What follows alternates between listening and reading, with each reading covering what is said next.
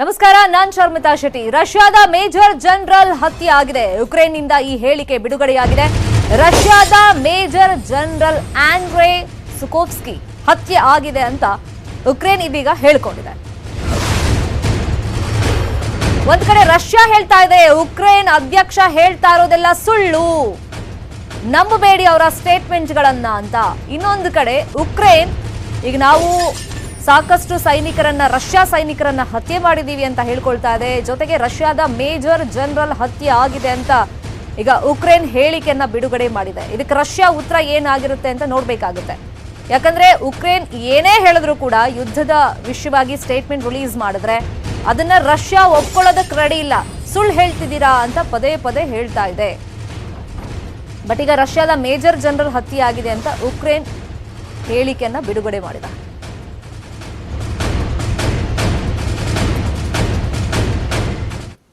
Ukraine ಉಳಿವಿಗಾಗಿ ಹೋರಾಟ ಮುಂದುವರಿಯುತ್ತೆ, ನಮ್ಮ ಮೇಲಿನ ದಾಳಿಗೆ ಪ್ರತ್ಯುತ್ತರ ನೀಡ್ತೀವಿ ಅಂತ ಯುಕ್ರೇನ್ ಅಧ್ಯಕ್ಷ ಝೆಲೆನ್ಸ್ಕಿ ಆಕ್ರೋಶದ ನುಡಿಗಳನ್ನ ಆಡಿದ್ದಾರೆ. ರಷ್ಯಾ ಎಲ್ಲಾ ರೀತಿಯ ಬೆಲೆಯನ್ನ ತೆರಬೇಕಾಗುತ್ತೆ ಅನ್ನೋ ಎಚ್ಚರಿಕೆಯನ್ನು ಕೂಡ ಝೆಲೆನ್ಸ್ಕಿ ಕೊಟ್ಟಿದ್ದಾರೆ. ಈ ಸಂಘರ್ಷದಲ್ಲಿ ರಷ್ಯಾಗೆ ಗೆಲುವು ಸಿಗಲೇ ಇಲ್ಲ, ಯುಕ್ರೇನ್ ಅನ್ನ ಮತ್ತೆ ನಾವು ಕಟ್ಟುತ್ತೀವಿ ಅಂತ ಝೆಲೆನ್ಸ್ಕಿ ಹೇಳಿದ್ದಾರೆ. ಪ್ರತಿ ಮನೆ, ಕಟ್ಟಡವನ್ನ ಏನೇನ್ ನಾಶ ಮಾಡಿದೆ ರಷ್ಯಾ, ಎಲ್ಲವನ್ನು ಮತ್ತೆ ನಾವು ಕಟ್ಟುತ್ತೀವಿ, ಪುನರ್ ನಿರ್ಮಾಣ ಮಾಡ್ತೀವಿ. ಎಲ್ಲ ನಾಶಕ್ಕೂ ರಷ್ಯಾ ಮುಂದಿನ ದಿನಗಳಲ್ಲಿ ಬೆಲೆಯನ್ನ ತೆರಬೇಕಾಗುತ್ತೆ ಅಂತ ಯುಕ್ರೇನ್ ಅಧ್ಯಕ್ಷ ಝೆಲೆನ್ಸ್ಕಿ ಆಕ್ರೋಶದ ನುಡಿಗಳನ್ನ ಆಡಿದ್ದಾರೆ.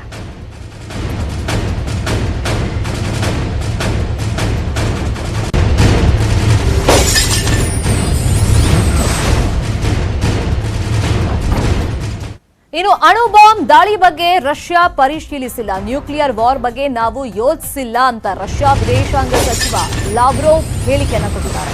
ಯುಕ್ರೇನ್ ಅಮಾಯಕರನ್ನ ಒತ್ತೆ ಇಟ್ಟುಕೊಂಡಿದೆ, ಭಾರತೀಯರು ಅರಬ್ಬರನ್ನ ಹೊರಗಡೆ ಬಿಡ್ತಾ ಇಲ್ಲ, ಯುಕ್ರೇನ್ನಿಂದ ಹೊರಬರೋದಕ್ಕೆ ಅವರು ಬಿಡ್ತಾ ಇಲ್ಲ. ರಷ್ಯಾ ವಿದೇಶಾಂಗ ಸಚಿವ ಲಾವ್ರೋವ್ ಈ ಹೇಳಿಕೆಯನ್ನ ಈಗ ಕೊಟ್ಟಿರೋದು. ಈಗ ಅಣುಬಾಂಬ್ ದಾಳಿ ಬಗ್ಗೆ ರಷ್ಯಾ ಪರಿಶೀಲಿಸಿಲ್ಲ ಅಂತ ಹೇಳಿದ್ದಾರೆ. ಜೊತೆಗೆ ನ್ಯೂಕ್ಲಿಯರ್ ವಾರ್ ಬಗ್ಗೆ ನಾವಿನ್ನೂ ಕೂಡ ಯೋಚನೆ ಮಾಡಿಲ್ಲ. ಇನ್ನು ಯುಕ್ರೇನ್ ಮೇಲೆ ಸಾಕಷ್ಟು ಆರೋಪವನ್ನ ರಷ್ಯಾ ವಿದೇಶಾಂಗ ಸಚಿವ ಲಾವ್ರೋವ್ ಮಾಡಿದ್ದಾರೆ. ಭಾರತೀಯರು ಮತ್ತೆ ಅರಬ್ಬರನ್ನ ಯುಕ್ರೇನ್ ಅವರು ಗಡಿಯಿಂದ ಆಚೆ ಬಿಡ್ತಾ ಇಲ್ಲ, ಯುಕ್ರೇನ್ನಿಂದ ಹೊರಗಡೆ ಬರೋದಕ್ಕೆ ಅವ್ರು ಬಿಡ್ತಿಲ್ಲ, ಸೊ ಅಲ್ಲಿಂದ ಹಂಗೆ ಗಡಿಯಿಂದ ವಾಪಸ್ ಕಳಿಸ್ತಾ ಇದ್ದಾರೆ ಅಂತೆಲ್ಲ ಆರೋಪವನ್ನ ಮಾಡಿದ್ದಾರೆ.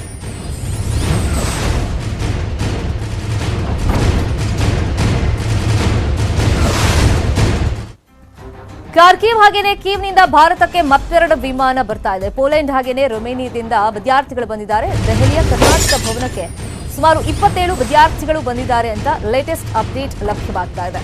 ಆಪರೇಷನ್ ಗಂಗಾ ಹೆಸರಲ್ಲಿ ಯುಕ್ರೇನ್ನಿಂದ ಭಾರತೀಯ ಮೂಲದ ವಿದ್ಯಾರ್ಥಿಗಳನ್ನ ಕರೆತರೋ ಪ್ರಯತ್ನಗಳು ನಿರಂತರವಾಗಿ ಆಗ್ತಾ ಇದೆ. ಈಗ ಮತ್ತೆ ದೆಹಲಿಯ ಕರ್ನಾಟಕ ಭವನಕ್ಕೆ 27 ವಿದ್ಯಾರ್ಥಿಗಳು ಕಾರ್ಕಿವ್ ಮತ್ತೆ ಕೀವ್ನಿಂದ ಬಂದಿದ್ದಾರೆ ಅಂತ ಗೊತ್ತಾಗಿದೆ. ಪೋಲೆಂಡ್, ರೊಮೇನಿಯಾದಿಂದ ಇವರೆಲ್ಲ ವಿದ್ಯಾರ್ಥಿಗಳು ಬಂದಿದ್ದಾರೆ. ಬಂದ ತಕ್ಷಣ ಅಫ್ಕೋರ್ಸ್ ಒಂದು ಸಂತಸ ಅವರಲ್ಲಿ ಇರುತ್ತೆ. ಜೀವ ಉಳಿಸ್ಕೊಂಡು ಬಂದ್ವಲ್ಲಪ್ಪ, ಅಲ್ಲಿ ಪಟ್ಟಂತ ಪಾಡು, ಆ ಕಷ್ಟಗಳನ್ನು ಕೂಡ ಅವರಲ್ಲಿ ಹೇಳ್ಕೊಳ್ತಾರೆ.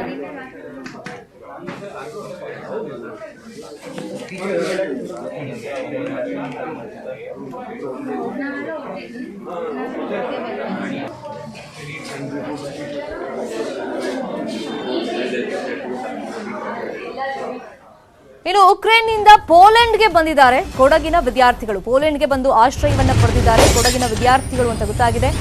ಈಗ ನೀರು ಹಾಗೇನೆ ಆಹಾರಕ್ಕಾಗಿ ನಿರಾಶ್ರಿತರ ಶಿಬಿರಗಳಲ್ಲಿ ಅವರು ಪರದಾಟ ಪಡ್ತಾ ಇದ್ದಾರೆ. ಈಗ ಒಂದ್ ಕಡೆಯಿಂದ ಇನ್ನೊಂದ್ ಕಡೆ ಹೋದ್ರೆ ಯುಕ್ರೇನ್ನಲ್ಲಿ ಇದೊಂದು ಸಮಸ್ಯೆ, ಯಾಕಂದ್ರೆ ಇದ್ದ ಜಾಗದಲ್ಲೇ ಸಮಸ್ಯೆ ಅಫ್ಕೋರ್ಸ್ ಆಗ್ತಾ ಇದೆ. ಬಾಂಬ್ ಶೆಲ್ಟರ್ ಹೌಸ್ ಅಥವಾ ಬಂಕರ್ಗಳಲ್ಲಿ ಇದ್ರೂ ಈ ಸಮಸ್ಯೆ ಇದೆ, ಇಲ್ಲ ಅಂತಲ್ಲ. ಜೀವ ಉಳಿಸ್ಕೊಳ್ಬೇಕು ಅಂತ 100 ಕಿಲೋಮೀಟರ್ ಬರ್ತಾ ಇದ್ದಾರೆ ಸಿಕ್ ವೆಹಿಕಲ್ ಅಲ್ಲಿ, ಕೆಲವರು ನಡ್ಕೊಂಡು ಬರ್ತಾ ಇದ್ದಾರೆ ಪಾಪ. ಈಗ ನಿರಾಶ್ರಿತರ ಕೇಂದ್ರದಲ್ಲಿ ಇದ್ದಾರೆ, ಸಾವಿರಾರು ಸಂಖ್ಯೆಯಲ್ಲಿ, ಲಕ್ಷ ಸಂಖ್ಯೆಯಲ್ಲಿ ನಿರಾಶ್ರಿತರ ಕೇಂದ್ರದಲ್ಲಿ ಜನ ಈಗ ಜಮಾವಣೆ ಆಗ್ತಿರೋದ್ರಿಂದ ಅಲ್ಲಿ ನೀರಿಗೆ ಮತ್ತೆ ಆಹಾರಕ್ಕೆ ಪರದಾಟವನ್ನ ಪಡ್ತಾ ಇದ್ದಾರೆ. ಯುಕ್ರೇನ್ನಿಂದ ಪೋಲೆಂಡ್ಗೆ ಕೊಡಗಿನ ವಿದ್ಯಾರ್ಥಿಗಳು ಬಂದಿದ್ದಾರೆ. ಸದ್ಯಕ್ಕಲ್ಲಿ ನಿರಾಶ್ರಿತರ ಶಿಬಿರ ತೋರಿಸ್ತಾ ಇದೀವಲ್ಲ, ಸೊ ಇಲ್ಲಿ ವಾಸ್ತವ್ಯವನ್ನ ಹೂಡಿದ್ದಾರೆ ಸದ್ಯಕ್ಕೆ. ಬಟ್ ಇಲ್ಲಿ ಸಮಸ್ಯೆ ನೀರಿಂದು ಮತ್ತೆ ಆಹಾರದ್ದು. ಈಗ ಹೆಂಗೋ ಪೋಲೆಂಡ್ಗೆ ಹೋದ್ರೆ ಸಾಕು, ಅಲ್ಲಿಂದ ನಮ್ಮವ್ರು ಏರ್ ಲಿಫ್ಟ್ ಮಾಡ್ತಾರೆ ಅಂತ ವಿದ್ಯಾರ್ಥಿಗಳು ಕಷ್ಟಪಟ್ಟು ಸಿಕ್ ವೆಹಿಕಲ್ ಹತ್ಕೊಂಡು, ಕೆಲವರು ನಡ್ಕೊಂಡು ಪಾಪ ಬಂದಿದ್ದಾರೆ, ಜೀವ ಕೈಯಲ್ಲಿ ಹಿಡ್ಕೊಂಡು ಬಂದಿದ್ದಾರೆ. ಯಾಕಂದ್ರೆ ಹೊರಗಡೆ ಬರೋದು ಕೂಡ ಅಷ್ಟು ಈಸಿ ಅಲ್ಲ ಈಗ ಉಕ್ರೇನ್ನಲ್ಲಿ. ಹಾಗಾಗಿ ಯಾವಾಗ ಬಾಂಬ್ ದಾಳಿ ಆಗುತ್ತೆ, ಕ್ಷಿಪಣಿ ದಾಳಿ ಮಾಡುತ್ತೆ ರಷ್ಯಾ ಹೇಳಕ್ ಸಾಧ್ಯನೇ ಇಲ್ಲ. ಸೊ ಇಷ್ಟೆಲ್ಲ ಧೈರ್ಯ ಮಾಡಿ ಬಂದಿದ್ದಾರೆ, ಬಚಾವಾಗಿ ಬಂದಿದ್ದಾರೆ. ಸದ್ಯಕ್ಕೆ ನಿರಾಶ್ರಿತರ ಕೇಂದ್ರದಲ್ಲಿ ಪೋಲೆಂಡ್ ಅಲ್ಲಿ ಇದ್ದಾರೆ, ಅವರು ಆಶ್ರಯ ಪಡ್ಕೊಂಡಿದ್ದಾರೆ. ಸೊ ಅಲ್ಲಿ ಅಂದ್ರೆ ಈ ನಿರಾಶ್ರಿತರ ಶಿಬಿರಗಳಲ್ಲಿ ನಾಗರಿಕರ ಸಂಖ್ಯೆ ಕೂಡ ಜಾಸ್ತಿ ಆಗ್ತಾ ಇದೆ. ಅಲ್ಲಿ ಅಂದ್ರೆ ಉಕ್ರೇನ್ ಅವರು ಬರ್ತಾ ಇದ್ದಾರೆ, ಜೊತೆಗೆ ಬೇರೆ ಬೇರೆ ದೇಶದವರು ಬರ್ತಾ ಇದ್ದಾರೆ. ಸೊ ಈಗ ಭಾರತೀಯ ಮೂಲದ ವಿದ್ಯಾರ್ಥಿಗಳು ನಮ್ಮನ್ನು ಏರ್ಲಿಫ್ಟ್ ಮಾಡಲಿ ಅಂತ ವೇಟ್ ಮಾಡ್ತಾ ಇದ್ದಾರೆ. ಬಟ್ ಆ ನಿರಾಶ್ರಿತರ ಕೇಂದ್ರದಲ್ಲಿ ನೀರಿಗೆ ಮತ್ತೆ ಆಹಾರಕ್ಕೆ ಪರದಾಟ ಪಡ್ತಾ ಇದ್ದಾರೆ. ಉಕ್ರೇನ್ನಿಂದ ಚಾಮರಾಜನಗರಕ್ಕೆ ವಾಪಸ್ಸಾಗಿದ್ದಾರೆ ಸಿದ್ದೇಶ್. ಹನೂರು ತಾಲೂಕಿನ ಒಡೆಯರಪಾಳ್ಯದ ನಿವಾಸಿ ಸಿದ್ದೇಶ್ ಉಕ್ರೇನ್ನ ಕೀವ್ನಲ್ಲಿ 2ನೇ ವರ್ಷದ MBBS ಮಾಡ್ತಾ ಇದ್ರು ಸಿದ್ದೇಶ್. ಬಹುತೇಕ ವಿದ್ಯಾರ್ಥಿಗಳು ಹೋಗಿದ್ದೆ ಉಕ್ರೇನ್ಗೆ MBBS ಮಾಡಬೇಕು ಅಂತ. ಈಗ ಹನೂರು ತಾಲೂಕಿನ ಒಡೆಯರಪಾಳ್ಯದ ನಿವಾಸಿ ಸಿದ್ದೇಶ್ ವಾಪಸ್ ಬಂದಿದ್ದಾರೆ ಚಾಮರಾಜನಗರಕ್ಕೆ. ಉಕ್ರೇನ್ನಲ್ಲಿ ಅವರು 2ನೇ ವರ್ಷದ MBBS ಓದ್ತಾ ಇದ್ರು ಅಂತ ಇನ್ಫಾರ್ಮೇಶನ್ ಸಿಕ್ಕಿರೋದು.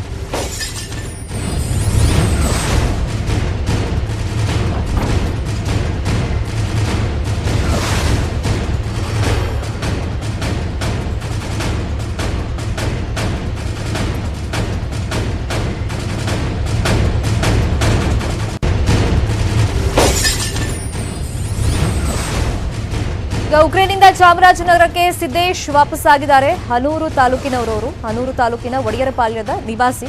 ಬಟ್ ಉಕ್ರೇನ್ನಲ್ಲಿ ಅಟ್ ಪ್ರೆಸೆಂಟ್ ಸಿದ್ದೇಶ್ ಓದ್ತಾ ಇದ್ರು 2ನೇ ವರ್ಷದ MBBS ಉಕ್ರೇನ್ನ ಕೀವ್ನಲ್ಲಿ ಅವ್ರು ಮಾಡ್ತಾ ಇದ್ರು. ಈಗ ವಾಪಸ್ ಬಂದಿದ್ದಾರೆ, ಸೇಫ್ ಆಗಿದ್ದಾರೆ.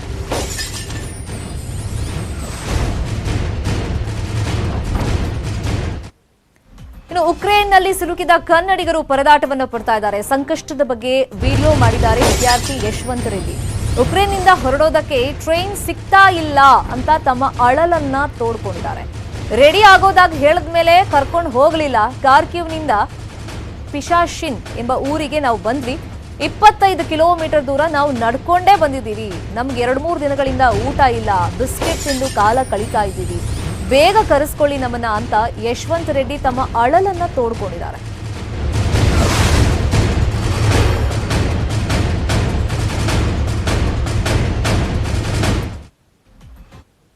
ನಾನು ಯಶವಂತ್ ರೆಡ್ಡಿ ಅಂತ.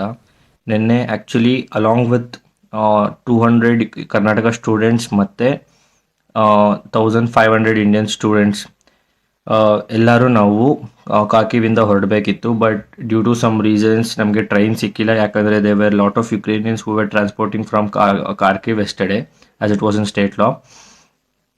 ಸೊ ನಮಗೆ 3 o'clock ಹಾಗೆ ಒಂದು ಎಂಬಸಿಯಿಂದ ಅಡ್ವೈಸರಿ ಬಂತು, like all the Indian students should leave Kharkiv immediately before 6 o'clock ಅಂತ. ನಮಗೆ ಅಲ್ಲಿ ಟ್ರಾನ್ಸ್ಪೋರ್ಟ್ ಫೆಸಿಲಿಟೀಸ್ ಇಲ್ಲ. ಆ್ಯಂಡ್ 2 ಡೇಸಿಂದ ನಾನೇ ಅಂತಲ್ಲ, ಯಾವ ಇಂಡಿಯನ್ ಸ್ಟೂಡೆಂಟ್ಸ್ ಕೂಡ ಇಲ್ಲಿ ಪ್ರಾಪರಾಗಿ ಫುಡ್ ಇಲ್ಲ. Like they were just living on some bread, butter ಮತ್ತು ಚಿಪ್ಸ್, ಏನು ಸಿಕ್ಕಿದ್ರೆ ಅದ್ರ ಬಿಸ್ಕೆಟ್ಸ್, ವಾಟರ್ ಅಷ್ಟೇ. ಅದ್ರ ಜೊತೆ ಇಲ್ಲಿ ಪಿಸಾಚಿನ್ ಅಂತ ಒಂದು ಊರಿಗೆ ಹೋಗಿ ಅಂತ ಹೇಳಿದ್ರು. ನಾವು ಅರೌಂಡ್ ವಾಕಲ್ಲಿ ನಮಗೆ ಆ್ಯಕ್ಚುಲಿ ಗೂಗಲಲ್ಲಿ ನಮಗೂ ತೋರಿಸಿದ್ದು ಕೂಡ 10 to 15 ಕಿಲೋಮೀಟರ್ಸ್ ಅಂತ ತೋರಿಸ್ತು. ಬಟ್ ನಾವು ನಡ್ಕೊಂಬಂದಿರೋದು ಆಲ್ಮೋಸ್ಟ್ 20 to 25 ಕಿಲೋಮೀಟರ್ಸ್ ಆಗಿದೆ ಇಲ್ಲಿ ನಡ್ಕೊಂಬಂದಿರೋದು ನಾವು. ಅದು ನಿನ್ನೆ ಇರೋ ಅಷ್ಟು ಚಳಿಯಲ್ಲಿ, without food, without water, energy ಇಲ್ಲ, with bags which are carrying ನಮ್ಮ ಎಮರ್ಜೆನ್ಸಿ ಡಾಕ್ಯುಮೆಂಟ್ಸ್ ಆಗಿರ್ಬೋದು, 1 or 2 ಎಕ್ಸ್ಟ್ರಾ ಪೇರ್ಸ್ ಬಟ್ಟೆ, ಅಷ್ಟು ಬಿಟ್ಟರೆ ಇನ್ನೇನು ಇಲ್ಲ ನಮ್ಮ ಬ್ಯಾಗ್ಸಲ್ಲಿ ಕೂಡ. ಅಷ್ಟೆಲ್ಲ ಎತ್ಕೊಂಡು ಆ ಚಳಿಯಲ್ಲಿ ನಡ್ಕೊಂಬರೋದು, ಇಟ್ ವಾಸ್ ತುಂಬ ಹೆಕ್ಟಿಕ್ ಸಿಚುವೇಶನ್. ಆ್ಯಂಡ್ ಇಲ್ಲಿ ಬಂದ ಮೇಲೆ ನಮಗೆ ನಮ್ಮ ಸೀನಿಯರ್ಸಿಂದ ನಮ್ಮ ಕರ್ನಾಟಕ ಹೆಡ್ ಸುಮನ್ ಬ್ರೋ ಮತ್ತು ಹಾಗೆ ಸ್ವಾಧೀನ್ ಭಯ್ಯ ಅಂತಿದ್ದಾರೆ, ಅವರೆಲ್ಲ ನಾರ್ತ್ ಇಂಡಿಯನ್ ಸ್ಟೂಡೆಂಟ್ಸ್ನ ನೋಡ್ಕೊತಾರೆ. ಅವರು ನಮ್ಗೆ ಇಲ್ಲೊಂದು ಎಲ್ಲೋ ಒಂದು ಕಡೆ ಒಂದು ಹಾಸ್ಟೆಲ್ ರೂಮ್ಸ್ನ ನಮಗೆ ಅಲಾಟ್ ಮಾಡಿಸ್ಕೊಟ್ಟು ನೈಟ್ ಸ್ಟೇ ನಾವು ಇಲ್ಲೇ ಇದ್ವಿ. ಕಾರ್ಕಿವ್ ಹಾಗೇನೆ ಕೀವ್ನಿಂದ ಭಾರತಕ್ಕೆ ಮತ್ತೆರಡು ವಿಮಾನ ಬಂದಿದೆ. ಪೋಲೆಂಡ್ ಹಾಗೇನೆ ರೊಮೇನಿಯಾದಿಂದ ವಿದ್ಯಾರ್ಥಿಗಳು ಬಂದಿರೋದು. ಸದ್ಯಕ್ಕೆ ದೆಹಲಿಯ ಕರ್ನಾಟಕ ಭವನಕ್ಕೆ 27 ವಿದ್ಯಾರ್ಥಿಗಳು ಬಂದಿದ್ದಾರೆ. ಅಲ್ಲಿ ಆಶ್ರಯವನ್ನ ಸದ್ಯಕ್ಕೆ ಪಡ್ಕೊಂಡಿದ್ದಾರೆ.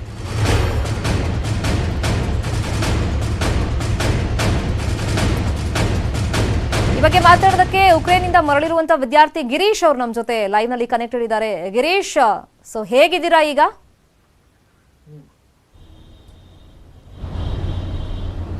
ಮ್ಯಾಮ್ ಸದ್ಯಕ್ಕೆ ಚೆನ್ನಾಗಿದ್ದೀವಿ. ಭಾರತಕ್ಕೆ ಹಿಂತಿರುಗಿ ಖುಷಿ ಆಯಿತು. ಓಕೆ, ಎಷ್ಟೊತ್ತಿಗೆ ಬಂದ್ರಿ ಗಿರೀಶ್? ಮ್ಯಾಮ್ ಬೆಳಿಗ್ಗೆ ಸಮಸ್ಯೆ ಆಯ್ತಾ?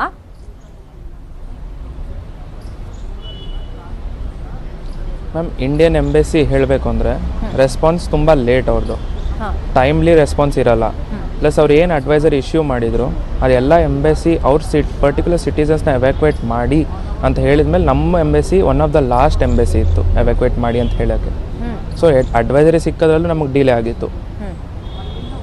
ಈಗ ತುಂಬ ಜನ ಹೇಳ್ತಿದ್ರು ನಾವು 24th ಆಫ್ ಫೆಬ್ರವರಿ ಹೇಳಿದ್ವಿ ಈ ಹೊರಟು ಬಿಡಿ ಅಂತ. ಕೆಲವರು ಡಿಲೇ ಮಾಡಿದ್ರು, ಕೆಲವರು ಕಾಲೇಜ್ ಅವ್ರು ಹೇಳಿಲ್ಲ ಅಂತ ಡಿಲೇ ಮಾಡಿದ್ರು. ಆಫ್ಲೈನ್ ಕ್ಲಾಸಸ್ ಅಟೆಂಡ್ ಮಾಡಬೇಕು, ಅಲ್ಲಿದ್ಕೊಂಡೇ ನಾವು ಕ್ಲಾಸಸ್ ಅಟೆಂಡ್ ಮಾಡಬೇಕು ಅಂತ. ಅಂಥದ್ದೇನಾದರೂ ನಿಮ್ಗೆ ಇನ್ಫಾರ್ಮೇಷನ್ ಇತ್ತಾ 24ನೇ ತಾರೀಕು ಫೆಬ್ರವರಿನೇ ಹೊರಡಬೇಕು ಅಂತ? ಮ್ಯಾಮ್ 24th ಫೆಬ್ ಏನು ಅಡ್ವೈಸರ್ ಇತ್ತು ಅಂದರೆ ಹಾಂ Indian nationals who stay is not essential may consider living Ukraine ಅಂತ ಇತ್ತು. ಓಕೆ ಈ ಥರ ಅಡ್ವೈಸರ್ ಏನಿರಲಿಲ್ಲ, ಶುಡ್ ಲೀವ್ ಯುಕ್ರೇನ್ ನಾವ್ ಅಂತ ಆ ಥರ ಏನೋ ಪರ್ಟಿಕ್ಯುಲರ್ ಅಡ್ವೈಸರ್ ಇರಲಿಲ್ಲ. ಓಕೆ ಪ್ಲಸ್ 100% ಅಟೆಂಡೆನ್ಸ್ ರೂಲ್ ಇದೆ. ಸೊ ನಾವು ಕ್ಲಾಸಸ್ಸು ಮಿಸ್ ಮಾಡೋಕ್ಕಾಗಲ್ಲ. Plus one side air ticket 25,000 to 30,000 ಏನಿದೆಯೋ ಒನ್ ಸೈಡ್ಗೆ ಅದು 1,36,000 ಆ ಥರ ಹೋಗಿತ್ತು ಮ್ಯಾಮ್. ಸೊ ತುಂಬ ಜನಕ್ಕೆ ಅದು ಅಫೋರ್ಡ್ ಮಾಡೋಕ್ಕಾಗಲ್ಲ. ಹೌದು, ಟ್ರೂ ಟ್ರೂ, ನೀವು ಹೇಳಿದ್ ಕರೆಕ್ಟು. ಬಹುಶಃ ನಿಮ್ಗೆ ಆವಾಗಲೇ ಒಂದು ಕ್ಲಿಯರ್ ಪಿಕ್ಚರ್ ಸಿಕ್ಕಿದ್ರೆ, ನೀವು ಹೇಳ್ದಂಗೆ should move on from this side ಅಂತ ಹೇಳ್ಬಿಟ್ಟಿದ್ರೆ ನೀವು ಕಾರ್ಕಿವಿಂದ ಬರ್ತಿದ್ರಿ, ಬೇರೆ ಬೇರೆಯವರು ಬೇರೆ ಬೇರೆ ಸಿಟಿ ಬಂದುಬಿಡ್ತಿದ್ರು. ಬಟ್ ಆ ಒಂದು ಆರ್ಡರಲ್ಲೇ, ಆ ಮೆಸೇಜಲ್ಲೇ ಸ್ವಲ್ಪ ಕನ್ಫ್ಯೂಷನ್ ಇತ್ತು ಅಂತ ಅನಿಸುತ್ತೆ. ಫೈನ್. ಗಿರೀಶ್, ಈಗ ಕಾರ್ಕಿವಲ್ಲಿ ನೀವು 27ನೇ ತಾರೀಕು ಹೊರಟಿದ್ದು ಅಂತ ಅಂದ್ರಿ. ಸೊ ಅಲ್ಲಿನ ಪರಿಸ್ಥಿತಿ ಹೆಂಗಿತ್ತು? ಯಾಕಂದರೆ ನೆನ್ನೆ ಎಲ್ಲ ನಮಗೆ ತುಂಬ ಆತಂಕ ಆಗ್ತಾ ಇತ್ತು. 6 ಗಂಟೆ ಒಳಗೆ ಅಲ್ಲಿನ ಟೈಮಿಂಗಿನಲ್ಲಿ ನೀವು ಇಂಡಿಯನ್ಸ್ ಬಿಡಬೇಕು, ಆ ಸಿಟಿ ಬರಬೇಕು ಅಂತೆಲ್ಲ ರಷ್ಯಾ ವಾರ್ನಿಂಗ್ ಕೊಟ್ಟಿತ್ತಲ್ಲ, ಒಂದು ಎಚ್ಚರಿಕೆ ಕೊಟ್ಟಿತ್ತಲ್ಲ. ಸೊ ನೀವು ಅಲ್ಲಿದ್ದಾಗ ಯಾವ ಥರ ಇತ್ತು ಸಿಚುವೇಶನ್? ಮ್ಯಾಮ್ ನಾವಲ್ಲಿ ಇದ್ದಾಗ ತುಂಬ ಬಾಂಬಿಂಗ್ಸು ಮತ್ತು ಶೆಲ್ಲಿಂಗ್ಸ್ ಕೇಳಿಬರ್ತಾ ಇತ್ತು. ಸೊ ನಾವು ಅಂಡರ್ಗ್ರೌಂಡ್ ಶೆಲ್ಟರಲ್ಲಿದ್ವಿ. ನಮ್ಮ ಬಿಲ್ಡಿಂಗಲ್ಲೇ ಬಂಕರ್ ಇದೆ. ಸೊ ಅಲ್ಲಿ ಶೆಲ್ಟರಲ್ಲಿದ್ವಿ ನಾವು. ಸೊ ಯಾವಾಗ ಸೈರನ್ ಬರುತ್ತೆ, ಯಾವಾಗ ಬಂಬ್ ಬೀಳುತ್ತೆ ಅಂತ ಅದೇ ಭಯದಲ್ಲೇ ನಾವಿದ್ವಿ. ಸೊ ಆದ್ರೂ ನಾವು ಧೈರ್ಯ ಮಾಡಿ ನಾವು ಯುಕ್ರೇನ್ ಬಿಟ್ಬಿಟ್ವಿ 27th ಡಿಸೈಡ್ ಮಾಡಿ. ಯಾಕೆಂದರೆ ನಾವು ಎಂಬೆಸಿಗೆ ವೆಯ್ಟ್ ಮಾಡೋಕ್ಕಾಗಲ್ಲ. ಇನ್ನು ಆವತ್ತು ಕೂಡ ಎಂಬೆಸಿನ ಏನು ಎವ್ಯಾಕ್ಯುವೇಷನ್ ಬಗ್ಗೆ ಇನ್ನೂ ಕ್ಲಿಯರ್ ಇನ್ಫಾರ್ಮೇಷನ್ ಇರಲಿಲ್ಲ. ಯಾಕೆಂದರೆ ಅವ್ರ ಎವ್ಯಾಕ್ಯುವೇಷನ್ ಏನು ಇನ್ಫಾರ್ಮೇಷನ್ ಇತ್ತು ಅದು ಓನ್ಲಿ ಫಾರ್ ವೆಸ್ಟರ್ನ್ ಸೈಡ್ ಇತ್ತು. ಸೊ ಅಲ್ಲಿಂದ ಅವ್ರಿಗೆ ಬಾರ್ಡರ್ಸ್ ನಿಯರು.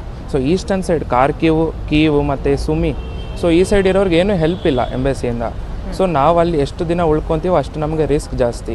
ಸೊ ನಾವು ವೆಯ್ಟ್ ಮಾಡ್ದಿಲ್ಲ, ನಾವೇ ಓನಾಗಿ ನಾವು ಸಿಟಿ ಬಿಟ್ವಿ ಮ್ಯಾಮ್. ಓಕೆ. ಈಗ 27 ತನಕ ನೀವು ಈ ಬಂಕರಲ್ಲೆಲ್ಲ ಕೂತಿದ್ಯಾ, ಬಾಂಬ್ ಶೆಲ್ಟರ್ ಹೌಸ್. ಈಗ ವಾಪಸ್ ಬರುವಾಗ 27 ನೀವು ಕಾರ್ಕಿವಿಂದ ಪರ್ಟಿಕ್ಯುಲರ್ ಆಗಿ ಇಂಡಿಯಾದವರು, ಅದರಲ್ಲೂ ಕರ್ನಾಟಕದವರು ಎಷ್ಟು ಜನ ಒಟ್ಟಿಗೆ ಹೊರಟ್ರಿ? ಮತ್ತು ಅಲ್ಲಿ ಬಂದ ಮೇಲೆ ಏರ್ ಲಿಫ್ಟ್ ಆಗೋಕ್ಕೆ ನಿಮ್ಗೆ ಎಷ್ಟು ದಿನ ಅಥವಾ ಎಷ್ಟು ಗಂಟೆಗಳು ಬೇಕಾಯಿತು?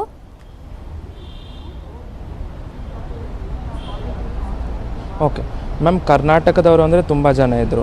ಪ್ಲಸ್ ನಾವು 27th ಹೊರಟ ಮೇಲೆ ನಾರ್ಮಲ್ ಟ್ರೈನ್ ಏನಿತ್ತು ವೆಸ್ಟರ್ನ್ ಪಾರ್ಟ್ಗೆ ಹೋಗೋಕ್ಕೆ 12 hours ಇಲ್ಲಾಂದರೆ 13 or 14 hours ಇತ್ತು. ಸೊ ನಮ್ಮ ಟ್ರೈನ್ ಡಿಲೇ ಆಗಿ 36 hours ರೀಚ್ ಆಯಿತು ma'am. So western part of ಯುಕ್ರೇನ್ಗೆ ಲವೀವ್ ಅಂತ ಸಿಟಿಯಿಂದ. ಓಕೆ. ಅಲ್ಲಿ ಬಂದ ಮೇಲೆ ಈಗ ಅಲ್ಲಿಂದ ನೀವು ಏರ್ ಲಿಫ್ಟ್ ಆಗಕ್ಕೆ ಯಾವ ಜಾಗಕ್ಕೆ ತಲುಪಬೇಕಾಯಿತು? ಅಲ್ಲಿ ಬಂದ ತಕ್ಷಣ ನಿಮ್ಗೆ ಇಮಿಡಿಯೇಟ್ ಆಗಿ ಎಲ್ಲ ಫೆಸಿಲಿಟೀಸ್ ಸಿಗ್ತಾ? ಓಕೆ, ಲವೀವ್ ಅಂದರೆ ಮ್ಯಾಮ್ ಲವೀವಿಂದ ನಾವು ಬಾರ್ಡರ್ಗೆ ಟ್ರಾವೆಲ್ ಮಾಡಬೇಕಿತ್ತು. ಸೊ ನಾವು ಬುಡಾಮೆಸ್ಟ್ ಬಾರ್ಡರ್ಗೆ ಟ್ರಾವೆಲ್ ಮಾಡಿದ್ವಿ ಪೋಲ್ಯಾಂಡಿಗೆ. ಅಲ್ಲಿಂದ ನಾವು ಟ್ರೈ ಮಾಡಿದ್ವಿ ಬಸ್ ಮತ್ತು ಇಲ್ಲಾಂದೇನೋ ಟ್ಯಾಕ್ಸಿ ಸಿಗುತ್ತಾ ಅಂತ. ಎಷ್ಟು ನಾವು ಎಕ್ಸ್ಟ್ರಾ ದುಡ್ಡು ಕಟ್ಟಿದ್ರೂ ಯಾರು ಟ್ಯಾಕ್ಸಿಯವ್ರು ಬರೋಕ್ಕೆ ರೆಡಿ ಇಲ್ಲ. ಸೊ ನಾವು ಎಷ್ಟು ಹೊತ್ತಲ್ಲಿ ಇರ್ತೀವೋ ಅಷ್ಟು ನಮ್ಗೆ ರಿಸ್ಕ್ ಜಾಸ್ತಿ. ಸೊ ನಾವೇ ಗ್ರೂಪಲ್ಲಿ ಏನು ಡಿಸೈಡ್ ಮಾಡಿದ್ವಿ ಅಂದರೆ ತುಂಬ ಜನ, ಸೊ ಇಲ್ಲ ನಡ್ಕೊಂಡೇ ಹೋಗೋಣ ಬಾರ್ಡರ್ವರೆಗೂ. 83 kilometers ಬಾರ್ಡರ್ ಇತ್ತು ಮ್ಯಾಮ್. ಸೊ ನಾವು ವಾಕಿಂಗ್ ಡಿಸ್ಟೆನ್ಸಲ್ಲಿ ಫ್ರೀಸಿಂಗ್ ಕೋಲ್ಡ್ -5 ಟೆಂಪ್ರೇಚರಲ್ಲಿ ನಾವು ನಡ್ಕೊಂಡು ಹೋಗಿದ್ವಿ. ಸೊ ಅರೌಂಡ್ 26 hours ತಗೊಂಡು ನಮಗೆ ವಾಕಿಂಗ್ ಡಿಸ್ಟೆನ್ಸ್ ರೀಚ್ ಮಾಡೋಕ್ಕೆ. ಒಂದು 10 minutes. ಹೌದು ಮ್ಯಾಮ್, ಎಲ್ಲರೂ ಕೆಲವು ಜನ ವಾಕ್ ಬಂದಿದ್ರು, ಕೆಲವು ಜನ ವೇಟ್ ಮಾಡಿದ್ರು. Okay, fine. ಹಾಗೆ ಸಂಪರ್ಕದಲ್ಲಿ ಗಿರೀಶ್, ಇನ್ನಷ್ಟು ಇನ್ಫಾರ್ಮೇಶನ್ ನಿಮ್ಮಿಂದ ಪಡ್ಕೊಳ್ತೀನಿ. ಯಾಕಂದ್ರೆ ಎಟ್ ಪ್ರೆಸೆಂಟ್ ಅಲ್ಲಿರುವಂಥ ವಿದ್ಯಾರ್ಥಿಗಳು ತುಂಬ ಕಷ್ಟ ಆಗ್ತಿದೆ ಅಂತ ಹೇಳ್ತಾ ಇದ್ದಾರೆ, ಗಡಿಯಲ್ಲಿ ಸಮಸ್ಯೆ ಆಗ್ತಿದೆ ಅಂತ ಹೇಳ್ತಿದ್ದಾರೆ. ಅಂಥದ್ದೇನಾದರೂ ಎಕ್ಸ್ಪೀರಿಯನ್ಸ್ ನಿಮ್ಗೆ ಆಯ್ತಾ? ನಿಮ್ಮ ಹತ್ರ ನಾನು ಮಾತನ್ನು ಮುಂದುವರಿಸ್ಕೊಂಡು ಹೋಗ್ತೀನಿ ಚಿಕ್ಕದೊಂದು ಬ್ರೇಕ್ ಆದ್ಮೇಲೆ.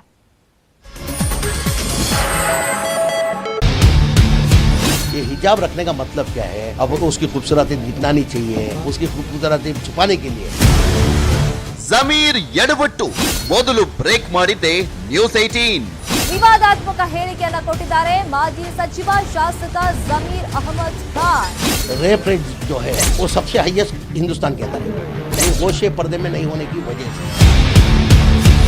ಮುಗಿಬಿದ್ದ ಬಿಜೆಪಿ.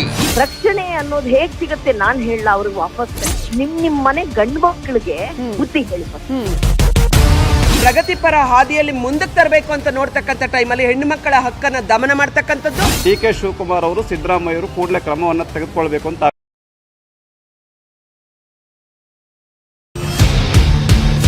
ये हिजाब रखने का मतलब क्या है? अब उसकी खूबसूरती दिखनी चाहिए, उसकी खूबसूरती छुपाने के लिए. ಜಮೀರ್ ಎಡವಟ್ಟು ಮೊದಲು ಬ್ರೇಕ್ ಮಾಡಿದ್ದೆ ನ್ಯೂಸ್ 18. ವಿವಾದಾತ್ಮಕ ಹೇಳಿಕೆಯನ್ನ ಕೊಟ್ಟಿದ್ದಾರೆ ಮಾಜಿ ಸಚಿವ ಶಾಸಕ ಜಮೀರ್ ಅಹಮದ್ ಖಾನ್. रेप रेट जो है वो सबसे हाईएस्ट हिंदुस्तान के अंदर है, लेकिन होशे पर्दे में नहीं होने की वजह से ಮುಗಿಬಿದ್ದ ಬಿಜೆಪಿ. ರಕ್ಷಣೆ ಅನ್ನೋದು ಹೇಗ್ ಸಿಗುತ್ತೆ ನಾನ್ ಹೇಳಲ್ಲ ಅವ್ರಿಗೆ ವಾಪಸ್ ನಿಮ್ ಮನೆ ಗಂಡು ಮಕ್ಕಳಿಗೆ ಬುದ್ಧಿ ಹೇಳಿ. ಪ್ರಗತಿಪರ ಹಾದಿಯಲ್ಲಿ ಮುಂದಕ್ಕೆ ತರಬೇಕು ಅಂತ ನೋಡ್ತಕ್ಕಂಥ ಟೈಮಲ್ಲಿ ಹೆಣ್ಣು ಮಕ್ಕಳ ಹಕ್ಕನ್ನ ದಮನ ಮಾಡ್ತಕ್ಕಂಥದ್ದು. ಡಿ.ಕೆ. ಶಿವಕುಮಾರ್ ಅವರು ಸಿದ್ದರಾಮಯ್ಯ ಅವರು ಕೂಡಲೇ ಕ್ರಮವನ್ನು ತೆಗೆದುಕೊಳ್ಬೇಕು ಅಂತ ಆಗ್ರಹಪಡಿಸ್ತೇನೆ. ರಾಜ್ಯ ಕಾಂಗ್ರೆಸ್ ಕಕ್ಕಾಬಿಕ್ಕಿ. ಪಕ್ಷದ ಹೇಳಿಕೆ ಅಲ್ಲ, ಅದು ವೈಯಕ್ತಿಕವಾದ ಹೇಳಿಕೆ. ಅವರು We condemn the statement. We will not agree with the statement. ಕೈ ಹೈಕಮಾಂಡ್ ಚಾಟಿ. ಜಮೀರ್ ಬೇಷರತ್ ಕ್ಷಮೆ.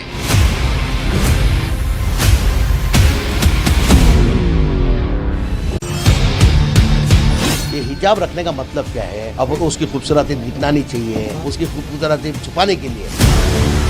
ಜಮೀರ್ ಎಡವಟ್ಟು ಮೊದಲು ಬ್ರೇಕ್ ಮಾಡಿದ್ದೆ ನ್ಯೂಸ್ 18. ವಿವಾದಾತ್ಮಕ ಹೇಳಿಕೆಯನ್ನ ಕೊಟ್ಟಿದ್ದಾರೆ ಮಾಜಿ ಸಚಿವ ಶಾಸಕ ಜಮೀರ್ ಅಹಮದ್ ಖಾನ್. रेप रेट जो है वो सबसे हाईएस्ट हिंदुस्तान के अंदर है, लेकिन होशे पर्दे में नहीं होने की वजह से ಮುಗಿಬಿದ್ದ ಬಿಜೆಪಿ.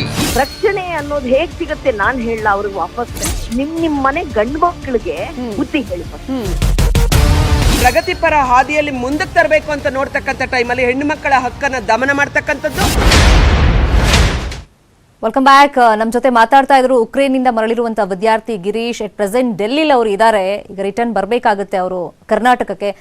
ಗಿರೀಶ್, ಈಗ ಗಡಿಗೆ ನೀವು ರೀಚ್ ಆದ್ರಲ್ಲ, ಬಾರ್ಡರ್ಗೆ, ಆ ಟೈಮ್ನಲ್ಲಿ ಏನಾದ್ರು ನೀವು ಇಂಡಿಯನ್ಸ್ ವಾಪಸ್ ಹೋಗಿ ಅಂತ ಏನಾದ್ರು ನಿಮ್ಗೆ ಹೇಳಿದ್ರ ಅಲ್ಲಿದ್ದಂತ ಸಿಬ್ಬಂದಿ?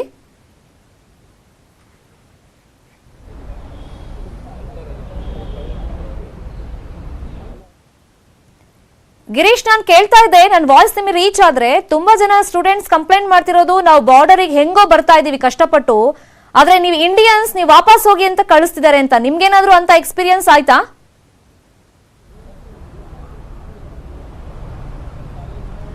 Sorry ma'am. ಫೈನ್, ಮತ್ತೊಂದ್ಸತಿ ಕೇಳ್ತೀನಿ ಗಿರೀಶ್, ತುಂಬಾ ಜನ ಸ್ಟೂಡೆಂಟ್ಸ್ ಕಂಪ್ಲೇಂಟ್ ಮಾಡ್ತಾ ಇದ್ರು, ನಾವು ಹೆಂಗೋ ಕಷ್ಟಪಟ್ಟು ಬಾರ್ಡ್ರಿಗೆ ಬರ್ತಾ ಇದೀವಿ, ಆ ಗಡಿಗೆ ಬಂದ ತಕ್ಷಣ ನೀವು ಇಂಡಿಯನ್ಸ್ ವಾಪಸ್ ಹೋಗಿ ಅಂತ ಕಳಿಸ್ತಿದ್ದಾರೆ ಅಂತ. ನಿಮ್ಗೇನಾದ್ರೂ ಆ ಅನುಭವ ಆಯ್ತಾ? ಇಲ್ಲ ಮ್ಯಾಮ್, ನನಗೆ ಆ ಥರ ಏನು ಅನುಭವ ಆಗಿಲ್ಲ. ಯಾಕೆಂದರೆ ಯುಕ್ರೇನಿಯನ್ಸ್ ಪೀಪಲ್ ಏನಿದ್ದಾರೆ ಅವ್ರು ತುಂಬ ಹೆಲ್ಪ್ಫುಲ್. ಆ ಥರ ಎಕ್ಸ್ಪೀರಿಯನ್ಸ್ ನನಗೇನು ಆಗಿಲ್ಲ ಮ್ಯಾಮ್. ಓಕೆ, ಈಗ ಕಮ್ಯುನಿಕೇಶನ್ಗೆ ಏನಾದ್ರು ಪ್ರಾಬ್ಲಮ್ ಆಯ್ತಾ? ಯಾಕಂದ್ರೆ ಅಲ್ಲಿನ ಲೋಕಲ್ ಲ್ಯಾಂಗ್ವೇಜ್ ಬರಲ್ಲ. 5 ನಿಮಿಷದಲ್ಲಿ ಮುಗೀತು.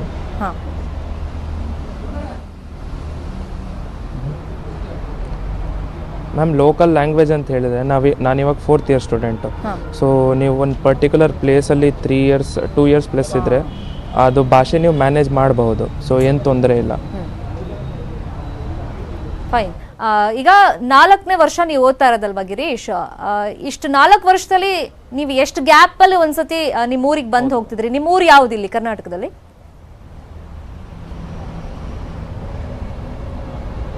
ಮ್ಯಾಮ್, ಕರ್ನಾಟಕ ನಮ್ಮ ಊರಂದರೆ ಹೊಸದುರ್ಗ. ಅಂದರೆ ಬೇಸಿಕಲಿ ನಾವಿರೋದು ಬ್ಯಾಂಗ್ಳೂರ್ KR-ಪುರಂ. ಅದೇ ಈ 4 ವರ್ಷದಲ್ಲಿ ಎಷ್ಟೆಷ್ಟು ಗ್ಯಾಪ್ ಅಲ್ಲಿ ಒಂದ್ಸತಿ ಬರ್ತಿದ್ರಿ ನೀವು ಇಲ್ಲಿಗೆ? ಮ್ಯಾಮ್, ವರ್ಷಕ್ಕೊಂದ್ಸರ ಸಮ್ಮರ್ ಹಾಲಿಡೇ ಸಿಗ್ತಾ ಇತ್ತು, 1.5 ಇಂದ 2 ಮಂತ್ಸ್. ಸೊ ಆ ಗ್ಯಾಪಲ್ಲಿ ನಾವು ಬಂದ್ಬಿಟ್ಟು ಹೋಗ್ತಾ ಇದ್ವಿ ಮ್ಯಾಮ್. ಫೈನ್. ಈಗ ಸೇಫ್ ಆಗಿ ನೀವು ಬಂದಿದ್ದೀರಾ, ಅದ್ರಲ್ಲಿ ನಿಮ್ಮ ಎಫರ್ಟು ಇದೆ, ಗೌರ್ಮೆಂಟ್ ಎಫರ್ಟ್ ಕೂಡ ಇದೆ. ಸೊ ಹಾಗಾಗಿ ಗೌರ್ಮೆಂಟ್ಗೆ ಯಾವ ತರ ಥ್ಯಾಂಕ್ಸ್ ಹೇಳ್ತೀರಾ? ನಿಮ್ಗೆ ಹೆಲ್ಪ್ ಮಾಡಿದವ್ರಿಗೆ ಹೆಂಗ್ ಥ್ಯಾಂಕ್ಸ್ ಹೇಳ್ತೀರಾ? ಮತ್ತೆ ಉಳ್ದವರು ನಿಮ್ಮ ಸ್ನೇಹಿತರು ಇರ್ಬೋದು ಅಥವಾ ಉಕ್ರೇನ್ ಅಲ್ಲಿರುವಂತಹ ಸ್ಟೂಡೆಂಟ್ಸ್ ನ ಕರ್ಕೊಂಡು ಬರೋದಕ್ಕೆ ಏನ್ ಸಜೆಷನ್ ಕೊಡ್ತೀರಾ ಗಿರೀಶ್?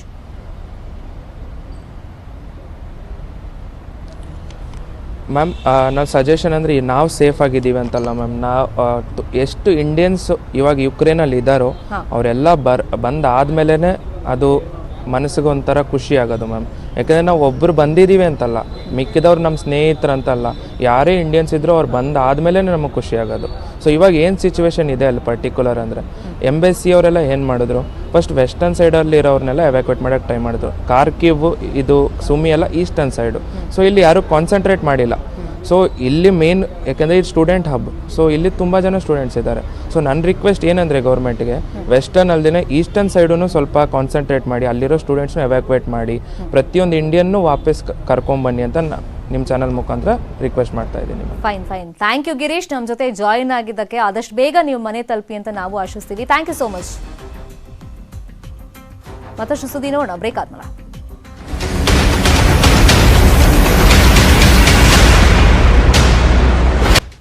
Welcome back. ಈಗ ದೆಹಲಿಯ ಕರ್ನಾಟಕ ಭವನಕ್ಕೆ 27 ವಿದ್ಯಾರ್ಥಿಗಳು ಬಂದಿದ್ದಾರೆ. ಸೊ ಪೋಲೆಂಡ್ ರೊಮೇನಿಯಾದಿಂದ ಅವ್ರನ್ನೆಲ್ಲ ಶಿಫ್ಟ್ ಮಾಡಲಾಗಿದೆ. ಸದ್ಯಕ್ಕೆ ಕರ್ನಾಟಕ ಭವನದಲ್ಲಿ ಅವರೆಲ್ಲ ವಾಸ್ತವ್ಯ ಹೂಡಿದ್ದಾರೆ. ವಿದ್ಯಾರ್ಥಿಗಳನ್ನ ಈ ಆಪರೇಷನ್ ಗಂಗಾ ಹೆಸರಲ್ಲಿ ಕರೆತರಲಾಗಿದೆ. ಪೋಲೆಂಡ್ ಮತ್ತೆ ರೊಮೇನಿಯಾ ಗಡಿಗೆ ಇವರೆಲ್ಲ ಬಂದಿದ್ದಾರೆ. ಕೆಲವರು ಹೇಳ್ತಾ ಇದ್ರು, ನಡ್ಕೊಂಡು ಬಂದ್ವಿ ನಾವು, ಅಲ್ಲೆಲ್ಲ ಟ್ಯಾಕ್ಸಿ ಕೇಳಿದ್ರೆ ತುಂಬ ಚಾರ್ಜ್ ಮಾಡ್ತಾ ಇದ್ರು. ಸೊ ಅಷ್ಟೊಂದೆಲ್ಲ ಹಣ ಕೊಡೋಕ್ಕೆ ನಮ್ಮ ಹತ್ರ ಇರಲಿಲ್ಲ, ಹಾಗಾಗಿ ನಾವು ನಡ್ಕೊಂಡೇ ಬಂದ್ವಿ. ಅಲ್ಲಿ ಸಿಕ್ ವೆಹಿಕಲಲ್ಲಿ ಕೆಲವರು ಬಂದಿದ್ದಾರೆ, ಕೆಲವರು ಟ್ರೈನಲ್ಲೆಲ್ಲ ಬಂದಿದ್ದಾರೆ. ಮತ್ತು ತುಂಬ ಕೆಲವು ವಿದ್ಯಾರ್ಥಿಗಳು ಹೇಳ್ತಿರೋದು, ಇಲ್ಲ ಯುಕ್ರೇನ್ ಜನ ಏನಿದ್ದಾರೆ ತುಂಬ ಹೆಲ್ಪ್ ಮಾಡ್ತಾ ಇದ್ರು ನಮಗೆ ಅಂತ. ಇನ್ನು ಕೆಲವ್ರು ಹೇಳ್ತಾರೆ, ಈ ವಾರ್ ಆಗ್ತಿರುವಾಗ ವಾರ್ ಝೋನಲ್ಲಿ ಹೇಳೋಕ್ಕಾಗಲ್ಲ, ತಮ್ಮ ಪ್ರಾಣ ಉಳಿದ್ರೆ ಸಾಕು ಅಂತ ಇರುತ್ತೆ. ಸೊ ಈ ಥರದ್ದೆಲ್ಲ ದಾಳಿ ತೀವ್ರವಾದಂಥ ಟೈಮ್ನಲ್ಲಿ, ಆ ಟೈಮ್ನಲ್ಲಿ ಬಹುಶಃ ಏನಾದರೂ ಅಲ್ಲಿ ಫಸ್ಟ್ ನಾವು ಹೋಗ್ತೀವಿ ಆಮೇಲೆ ನೀವು ಬನ್ನಿ ಅಂತ ಏನಾದರೂ ಗಡೀಲಿ ಆ ಥರದ್ದು ಸಿಚುವೇಶನ್ ಕ್ರಿಯೇಟ್ ಆಗಿರಬಹುದು ಅಂತ ಕಾಣಿಸುತ್ತೆ. ಬಟ್ ಈಗ ಸಿಕ್ ವೆಹಿಕಲಲ್ಲಿ ಹೋದರೆ ಸಾಕಪ್ಪ. ಅದರಲ್ಲೂ ಈಸ್ಟರ್ನ್ ಪಾರ್ಟಲ್ಲಿ ಯಾರೆಲ್ಲ ಇದ್ದಾರೆ ಅಲ್ಲಿ ದಾಳಿಯನ್ನು ರಷ್ಯಾ ತೀವ್ರಗೊಳಿಸ್ತಾ ಇರೋದ್ರಿಂದ ವೆಸ್ಟರ್ನ್ ಪಾರ್ಟಿಗೆ ಏನು ಅಷ್ಟು ಸಮಸ್ಯೆ ಆಗಿಲ್ಲ. ಸೊ ಫಸ್ಟ್ ಅಲ್ಲಿಂದ ಎಲ್ಲ ಸ್ಥಳಾಂತರ ಮಾಡಿದ್ದಾಗಿದೆ. ಈಗ ಈಸ್ಟರ್ನ್ ಪಾರ್ಟ್ ರೀಚ್ ಆಗೋದು ಕೂಡ ಕಷ್ಟ ಆಗ್ತಾ ಇದೆ. ಜೊತೆಗೆ ಅಲ್ಲಿರುವಂಥ ವಿದ್ಯಾರ್ಥಿಗಳು ಅವರಾಗೆ ಬರೋದಕ್ಕೂ ಕಷ್ಟ ಆಗ್ತಿದೆ, ಯಾಕಂದರೆ ದಾಳಿ ತೀವ್ರಗೊಳಿಸ್ತಾ ಇದೆ ದಿನದಿಂದ ದಿನಕ್ಕೆ ರಷ್ಯಾ.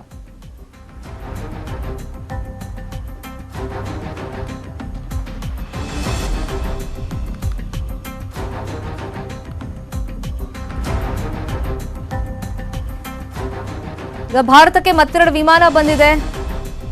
ಆ ವಿಮಾನದಲ್ಲಿ 27 ಕರ್ನಾಟಕದ ವಿದ್ಯಾರ್ಥಿಗಳು ಬಂದಿದ್ದಾರೆ. ಸದ್ಯಕ್ಕೆ ದೆಹಲಿಯಲ್ಲಿ ಅವರು ಇದ್ದಾರೆ. ಸೊ ಈಗ ಅವ್ರವ್ರ ಊರಿಗೆ ಕಳಿಸುವಂತ ಎಲ್ಲ ಕೆಲಸಗಳು ಅಲ್ಲಿ ಆಗ್ತಾ ಹೋಗುತ್ತೆ. ಈಗ ಬಾರ್ಡರ್ಗೆ ಬಂದ ಮೇಲೆ ಏನು ಸಮಸ್ಯೆ ಆಗಿಲ್ಲ ಅಂತ ಈ ಸ್ಟೂಡೆಂಟ್ಸ್ ನಮ್ಮ ಜೊತೆ ಶೇರ್ ಮಾಡ್ತಾ ಇದ್ರು ಆಗ್ಲೇ. ಯಾಕಂದ್ರೆ ಇವರೆಲ್ಲ 27ನೇ ತಾರೀಕೆ ಹೊರಟಿದ್ದಾರೆ. ಮೃತ ನವೀನ್ ಆಪ್ತ ಸ್ನೇಹಿತ ನ್ಯೂಸ್ 18 ಕನ್ನಡದಲ್ಲಿ ಇನ್ನೊಂದು ಸ್ವಲ್ಪ ಹೊತ್ತಲ್ಲಿ ಜಾಯಿನ್ ಆಗ್ತಾರೆ. ಅವ್ರು ಎಕ್ಸ್ಪ್ಲೈನ್ ಮಾಡ್ತಾರೆ ಆಕ್ಚುಲ್ ಆಗಿ ನವೀನ್ ಸಾವನ್ನಪ್ಪೋ ದಿನ ಏನೆಲ್ಲ ಆಯಿತು ಬೆಳವಣಿಗೆ ಅಂತ. ನವೀನ್ ಸಾವಿನ ಕಡೆ ಕ್ಷಣಗಳನ್ನ ವಿನಯ್ ಕಂಡಿದ್ರು. ಇದೀಗ ಭಾರತಕ್ಕೆ ವಾಪಸ್ ಬಂದಿದ್ದಾರೆ ನವೀನ್ ಸ್ನೇಹಿತ ವಿನಯ್ ಮತ್ತು ಮುಕುಂದ್ ರಿಟರ್ನ್ ಆಗಿದ್ದಾರೆ. ಆದರೆ ತಮ್ಮ ಆಪ್ತ ಸ್ನೇಹಿತನನ್ನ ಮಾತ್ರ ಜೀವಂತವಾಗಿ ಅವ್ರ ಜೊತೆ ಕರ್ಕೊಂಡು ಬರಕ್ ಆಗಿಲ್ಲ. ಬಟ್ ನವೀನ್ ಸಾವಿನ ಕಡೆ ಕ್ಷಣ ಇದೆಯಲ್ಲ, ವಿನಯ್ ಅದನ್ನ ನೋಡಿದ್ದಾರೆ. ಅವತ್ತು ಏನಾಯ್ತು ಆಕ್ಚುಲ್ ಆಗಿ ಇನ್ ಡೀಟೇಲ್ ನಾವು ಅವ್ರ ಹತ್ರನೇ ಮಾತಾಡ್ಕೊಂಡು ಹೋಗೋಣ. ವಿನಯ್ ಇನ್ನೊಂದು ಸ್ವಲ್ಪ ಹೊತ್ತಲ್ಲಿ ನಮ್ಮ ಜೊತೆ ಲೈವ್ನಲ್ಲಿ ಜಾಯಿನ್ ಆಗ್ತಾರೆ.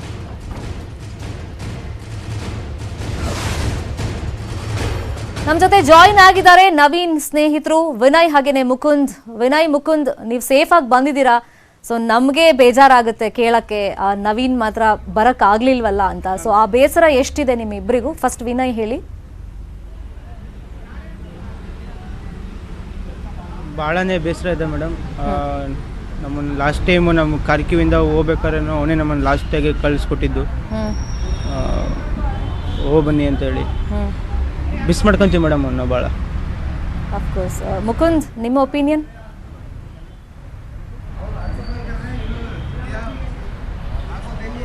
ನಾನು ಅದೇ ಹೇಳೋಕ್ಕೆ ಇಷ್ಟಪಡ್ತೀನಿ. ಅಂದರೆ ನಾನು ಮಿಸ್ ಮಾಡ್ಕೋತೀವಿ.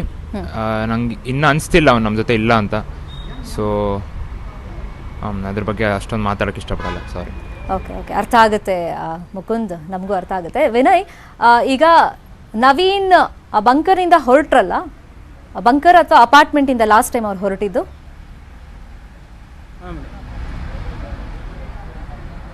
ಮೇಡಮ್ ನಮಗೆ ಆ್ಯಕ್ಚುಲಿ ನಮಗೆ ಐಡಿಯಾ ಇಲ್ಲ. ಯಾಕಂದರೆ ನಾವು ಅವ್ನ ಸುದ್ದಿ ಕೇಳಿದಾಗ ನಾವು ಟ್ರೈನಲ್ಲಿದ್ವಿ. ನಮಗೆ ಕ್ಲಾರಿಟಿನೇ ಸಿಕ್ಕಿಲ್ಲ. 48 ಅವರ್ಸಿಂದ ನಾವು ಜರ್ನಿಲೇ ಇದ್ದೀವಿ. ಓಕೆ, ಲಾಸ್ಟ್ ಹಂಗಾದ್ರೆ ನವೀನ್ ಮೀಟ್ ಮಾಡಿದ್ ಯಾವಾಗ ವಿನಯ್ ನೀವು? ಇಲ್ಲ, ನಮಗೂ ಕ್ಲಾರಿಟಿ ಇಲ್ಲ ಏನಾಗಿದೆ ಅಂತ. ಮೇಡಮ್ ಅವನು ಹಿಂಗೆ ವಿಷಯ ಆಗೋಕ್ಕಿಂತ 2 hours ಬ್ಯಾಕ್ ಮೇಡಮ್. ನಾವು 2 hours ಮುಂಚೆ ನಮ್ಮ ಮನೆಯಿಂದ ಬಿಟ್ಟು ನಾವು ರೈಲ್ವೆ ಸ್ಟೇಷನ್ಗೆ ಹೋದ್ವಿ. 1 ಅವರಲ್ಲಿ ನಮ್ಮದು ಟ್ರೈನ್ ಸ್ಟಾರ್ಟ್ ಆಗಿ ಕರೆಕ್ಟಾಗಿ 1 hour 1.5 hour ಆದಮೇಲೆ ನಮಗೆ ನ್ಯೂಸ್ ಬಂತು ಮೇಡಮ್. ಅಲ್ಲ, ಆ ಟೈಮ್ನಲ್ಲಿ ನವೀನ್ ಕರೀಲಿಲ್ವಾ ನೀವು ಬಾ ಜೊತೆಗೆ ಹೋಗೋಣ ಅಂತ?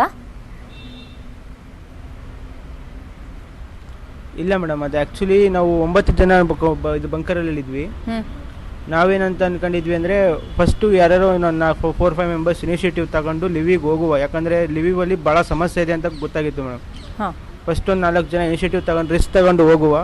ಅಲ್ಲಿ ಎಲ್ಲ ಕರೆಕ್ಟ್ ಆಯಿತು ಅಂದರೆ ಉಳಿದವರು ಜೂನಿಯರ್ಸ್ ಭಾಳ ಜನ ಇದ್ದಾರೆ, ಅವ್ರನ್ನೆಲ್ಲ ಕರ್ಕೊಂಡು ಕರ್ನಾಟಕದವ್ರನ್ನ ಉಳಿದವ್ರನ್ನೆಲ್ಲರೂ ಒಂದೇ ಟ್ರೈನಲ್ಲಿ ಹತ್ತಿಸ್ಕೊಂಡು ಕರ್ಕೊಂಬರೋಣ ಅಂತ ಪ್ಲ್ಯಾನ್ ಆಗಿತ್ತು ಮೇಡಮ್. ಹಂಗಾಗಿ ನಾವು 4 ಜನ ಫ್ರೆಂಡ್ಸು ಹೊಂಟು ಬಂದಿದ್ವಿ ಮೇಡಮ್. ಅವನು ಅಲ್ಲೇ ಉಳ್ಕೊಂಡಿದ್ದ. ಓಕೆ, ಮುಕುಂದ್ ಸೇಮ್ ಆಯ್ತು. ವಿನಯ್ ಜೊತೆ ನೀವು ಹೊರಟ್ಬಿಟ್ರಿ, ನವೀನ್ ನೋಡಿ 2 hours ಅಲ್ಲಿ ಹಂಗಾಯ್ತು. ಹಾಂ ಮ್ಯಾಮ್, ನಾವು 4 ಜನ ಹೊರಟಿದ್ವಿ. ನಾನು, ವಿನಯ್ ಅವರು ಮತ್ತು ಇನ್ನಿಬ್ರು ಲಿಖಿತ್ ಮತ್ತು ಚಂದನ್ ಅಂತ, ನಾವು 4 ಜನ ಹೊರಟಿದ್ವಿ. ಸೊ ನಮಗೆ ವಿಷಯ ಇನ್ನು ಅದ್ರ ಬಗ್ಗೆ ಅಷ್ಟೊಂದು ಕರೆಕ್ಟಾಗಿ ಮಾಹಿತಿ ಇಲ್ಲ, ಯಾಕಂದ್ರೆ ನಾವು 48 ಅವರ್ಸಿಂದ ಸತತವಾಗಿ ಜರ್ನಿ ಮಾಡ್ತಾನೆ ಇದ್ದೀವಿ. ಈಗ ಬಂದು ಕೊನೆಗೆ ಇಲ್ಲಿದ್ದೀವಿ. ಸೊ ಅದ್ರ ಬಗ್ಗೆ ಇನ್ನು ಕಾಂಟ್ಯಾಕ್ಟ್ ಮಾಡಬೇಕಾಗಿದೆ ನಮ್ಮ ಫ್ರೆಂಡ್ಸ್ಗಳಿಗೆ ಕರೆಕ್ಟಾಗಿ ಇನ್ಫಾರ್ಮೇಷನ್ ತಿಳ್ಕೊಳ್ಳೋದಕ್ಕೆ. ಓಕೆ, ಈಗ ನವೀನ್ ರೂಮ್ಮೇಟ್ಸ್ ಯಾರ್ಯಾರು ಇದರಲ್ಲಿ?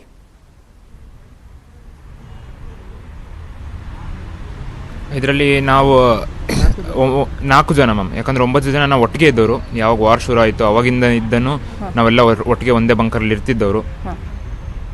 ಸೊ ನಾವೆಲ್ಲ ಒಟ್ಟಿಗೆ ರೂಮ್ಮೇಟ್ಸ್ ಮ್ಯಾಮ್, ಒಂದೇ ರೂಮ್ಮೇಟ್ಸ್. ಓಕೆ, ಈಗ ನವೀನ್ ಬಗ್ಗೆ ಮೊನ್ನೆಯಿಂದಲೂ ಅವ್ರ ಸ್ನೇಹಿತರೆಲ್ಲ ಮಾತಾಡುವಾಗ ತುಂಬ ಇಂಟೆಲಿಜೆಂಟ್ ಹುಡುಗ, ತುಂಬ ಹೆಲ್ಪಿಂಗ್ ನೇಚರ್ ಇತ್ತು ಅಂತೆಲ್ಲ ಎಕ್ಸ್ಪ್ಲೈನ್ ಮಾಡ್ತಿದ್ರು. ನೀವು ನೋಡ್ದಂಗೆ ನವೀನ್ ಹೆಂಗೆ, ವಿನಯ್ ಮತ್ತೆ ಮುಕುಂದ್? ಹಾಂ ಮ್ಯಾಮ್, ನಂಗೆ ನವೀನ್ 3 ವರ್ಷದಿಂದ ಪರಿಚಯ. ನನ್ನ ಸೀನಿಯರ್ ಅವನು ಅಲ್ಲಿ.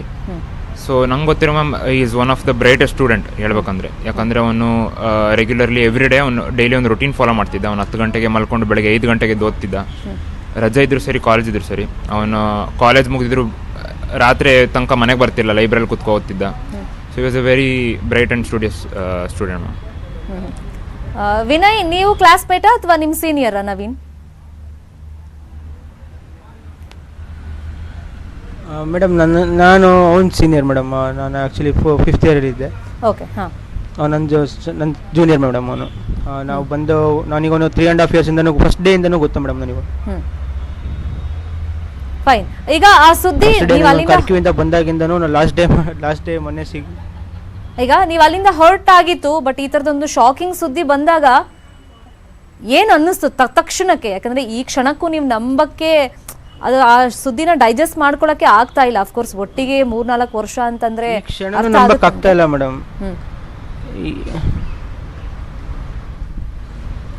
ಈಗಲೂ ಕೂಡ ನಮಗೆ ನಂಬಕ್ಕೆ ಆಗ್ತಾ ಇಲ್ಲ ಮೇಡಮ್. ಅದನ್ನು ನಾವು ಕ್ಲಾರಿಟಿ ನಮಗೆ ಏನಾಗಿದೆ ಅಂತ ಸಿಗೋವರೆಗೂ ವಿ ಕಾಂಟ್ ಇವನ್ ಬಿಲೀವ್. ನಾವು ಟ್ರೈ ಮಾಡ್ತಾ ಇದ್ದೀವಿ ಮೇಡಮ್, ಅದು ಏನಾಗಿದೆ ಏನಾಗಿಲ್ಲ ಅಂತ ತಿಳ್ಕೊಳೋದಕ್ಕೆ. ನಮಗೆ ಆ್ಯಕ್ಚುಲಿ ಇಷ್ಟ ಮಟ್ಟನೂ ನಮ್ಮ ಫ್ರೆಂಡ್ಸ್ ಎಲ್ಲರೂ ಅವರು ಕಾರ್ಕ್ಯೂವಲ್ಲಿದ್ದವರು, ಅವ್ರಿಗೇನೋ ಪ್ರಾಬ್ಲಮ್ ಆಯಿತು ಅಂತ ಬಂಕರ್ಸ್ಗಳೇ ಹೋಗಿದ್ದಾರೆ. ನೆಟ್ವರ್ಕ್ ಸಿಗ್ತಾ ಇಲ್ಲ. 48 ಅವರ್ಸಿಂದ ಯಾರು ಕಾಂಟ್ಯಾಕ್ಟಲ್ಲಿ ಸಿಗ್ತಾ ಇಲ್ಲ ನಮಗೆ. ಸೊ ನಾವು ವೇಟ್ ಮಾಡ್ತಾ ಇದ್ದೀವಿ ಮೇಡಮ್, ಅದೇನು ಏನಾಗಿದೆ ಹೆಂಗಾಗಿದೆ ಅಂತ ತಿಳ್ಕೊಳ್ಳೋದಕ್ಕೆ ನಾವು ವೇಟ್ ಮಾಡ್ತಾ ಇದ್ದೀವಿ ಮೇಡಮ್.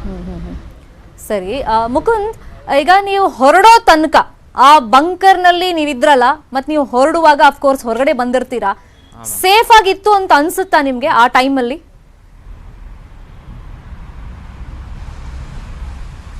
ನಾವು ನಮಗೆ ಯಾವಾಗ ಸೇಫ್ ಅನಿಸ್ತು ಅಂದರೆ ನಾವು ಯಾವಾಗ ಯುಕ್ರೇನ್ ಬಾರ್ಡರ್ ದಾಟಿ ಪೋಲ್ಯಾಂಡ್ ಒಳಗಡೆ ಕಾಲಿಟ್ಟು ಅಲ್ಲಿ ತನಕ ಸೇಫ್ ಅನಿಸಿರಲಿಲ್ಲ ನಮಗೆ. ಯಾಕಂದರೆ ಸ್ಟೇಟ್ ಆಫ್ ಎಮರ್ಜೆನ್ಸಿ ಡಿಕ್ಲೇರ್ ಆಗಿದೆ ಆಲ್ ಓವರ್ ಯುಕ್ರೇನ್. ಸೊ ಎಲ್ಲೋದ್ರೂ ರಿಸ್ಕ್ ಇದ್ದೇ ಇತ್ತು ನಾವು ಹೊರಗಡೆ ಹೋಗ್ಬೇಕಾರೆ.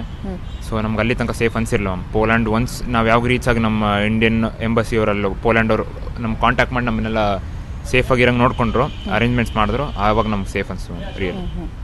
ಕರೆಕ್ಟ್, ನೀವು ಹೇಳಿದ್ದು ಕರೆಕ್ಟ್, ಒಪ್ಕೊಳ್ಳೋಣ.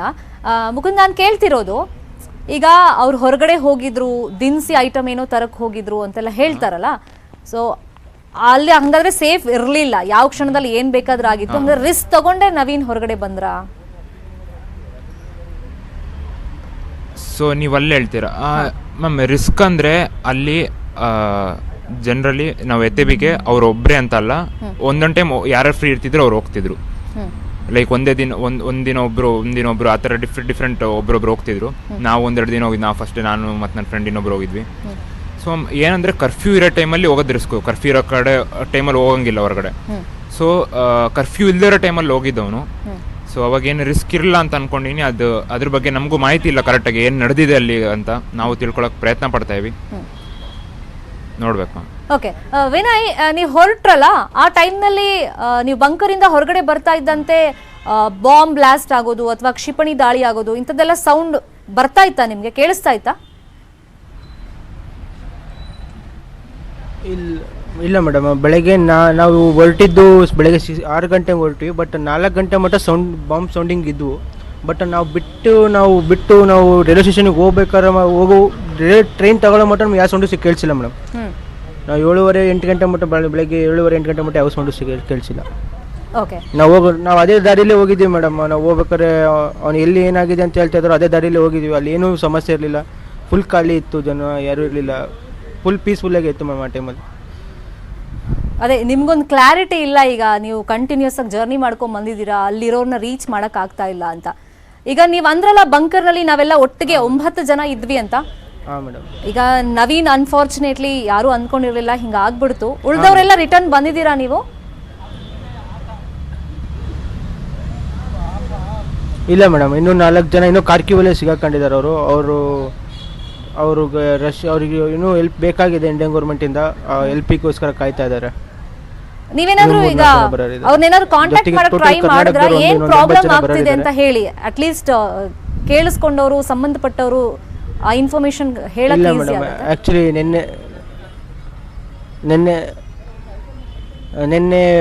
ನಿನ್ನೆ ಸಾಯಂಕಾಲ 6 ಗಂಟೆ ಒಳಗೆ ಕಾರ್ಕಿವಲ್ಲಿರೋ ಪ್ರತಿಯೊಬ್ಬ ಇಂಡಿಯನ್ ಸ್ಟೂಡೆಂಟು ಕಾರ್ಕ್ಯೂ ಬಿಟ್ಟು ಬೇರೆ ಬೇರೆ ಪ್ಲೇಸಸ್ಸಿಗೆ ಹೋಗಿ ಅಂತ ಯಾವ ಪ್ಲೇಸಿಗೆ ಹೋಗ್ಬೇಕು ಅಂತ ಲೀಸ್ಟ್ ಕೊಟ್ಟಿದ್ದಾರೆ ಮೇಡಮ್.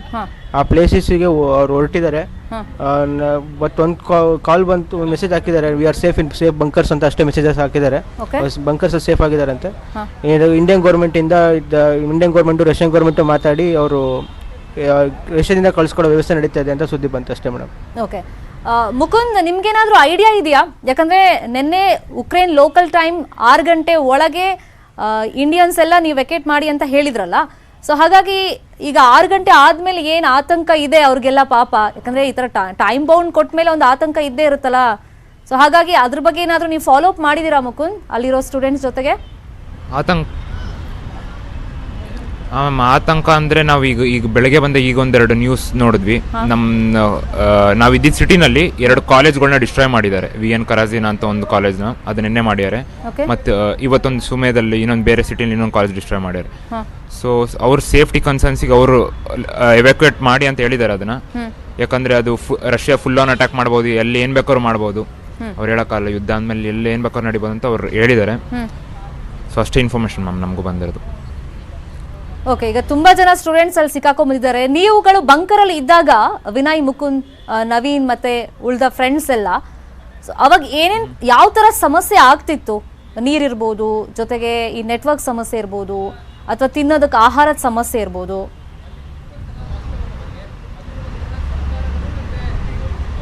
ಮ್ಯಾಮ್ ಸಮಸ್ಯೆ ಏನಂದ್ರೆ, ಮೊದಲಾಗಿ ನೀರ್ ಬಗ್ಗೆ ಮಾತಾಡೋದಾದ್ರೆ, ಯಾವತ್ತು ಯುದ್ಧ ಶುರು ಆಯ್ತು ಅವತ್ತಿಂದ ಅಲ್ಲೆಲ್ಲ ನೀರು, ಕುಡಿಯೋ ನೀರಿನ ಸಪ್ಲೈ ಕಟ್ ಆಯ್ತು. ನಾವೇನು ಹೊರಗಡೆ ಹೋಗಿ ತುಂಬ್ಕೊ ಬರ್ತಿದ್ವೋ ಮಿಷಿನ್ಗಳಲ್ಲಿ, ಅದು ಕಟ್ ಆಯ್ತು ಕಂಪ್ಲೀಟ್ಲಿ. ಸೊ ನಮಗೆ ಅವತ್ತಿಂದ ಟ್ಯಾಪ್ ವಾಟರ್ ಕುಡಿಯಬೇಕಾಯ್ತು. ಮತ್ತೆ ರೇಷನ್ ಏನಿದೆ, ಯುದ್ಧ ಶುರು ಆಗಿದ್ದ ದಿನದಿಂದ ಎಲ್ಲಾರು ತುಂಬಾ ರಶ್ ಇರ್ತಿತ್ತು ಸೂಪರ್ ಮಾರ್ಕೆಟ್ಗಳಲ್ಲಿ. ಅವ್ರ ಕೈಗೆ ಸಿಕ್ಕಿದ್ದೆಲ್ಲ ಅವ್ರು ತಗೊಂಡೋಗ್ಬಿಡ್ತಿದ್ರು ರೇಷನ್ನು. ಸೊ ನಾವಷ್ಟು ಲೈನಲ್ಲಿ ಕಾದು ಹೋದ್ರೆ ಅಲ್ಲಿ ನಮಗೆ ಬರೀ ಚಾಕ್ಲೇಟು, ಈ ಥರ ಬಿಸ್ಕೆಟ್ ಅದರಲ್ಲೇ ಹೊಟ್ಟೆ ತುಂಬಿಸ್ಕೊತಿದ್ವಿ ನಾವು ಆಲ್ಮೋಸ್ಟ್ 5 ದಿನದಿಂದ. ಫೈನ್ ವಿನಯ್, ಮುಕುಂದ್, ಒಂದ್ ಸೆಕೆಂಡ್ ಹಾಗೆ ಸಂಪರ್ಕದಲ್ಲಿರಿ, ಮತ್ತಷ್ಟು ಮಾತನ್ನ ನಾನು ಆಡ್ತೀನಿ ಚಿಕ್ಕದೊಂದು ಬ್ರೇಕ್ ಆದ್ಮೇಲೆ.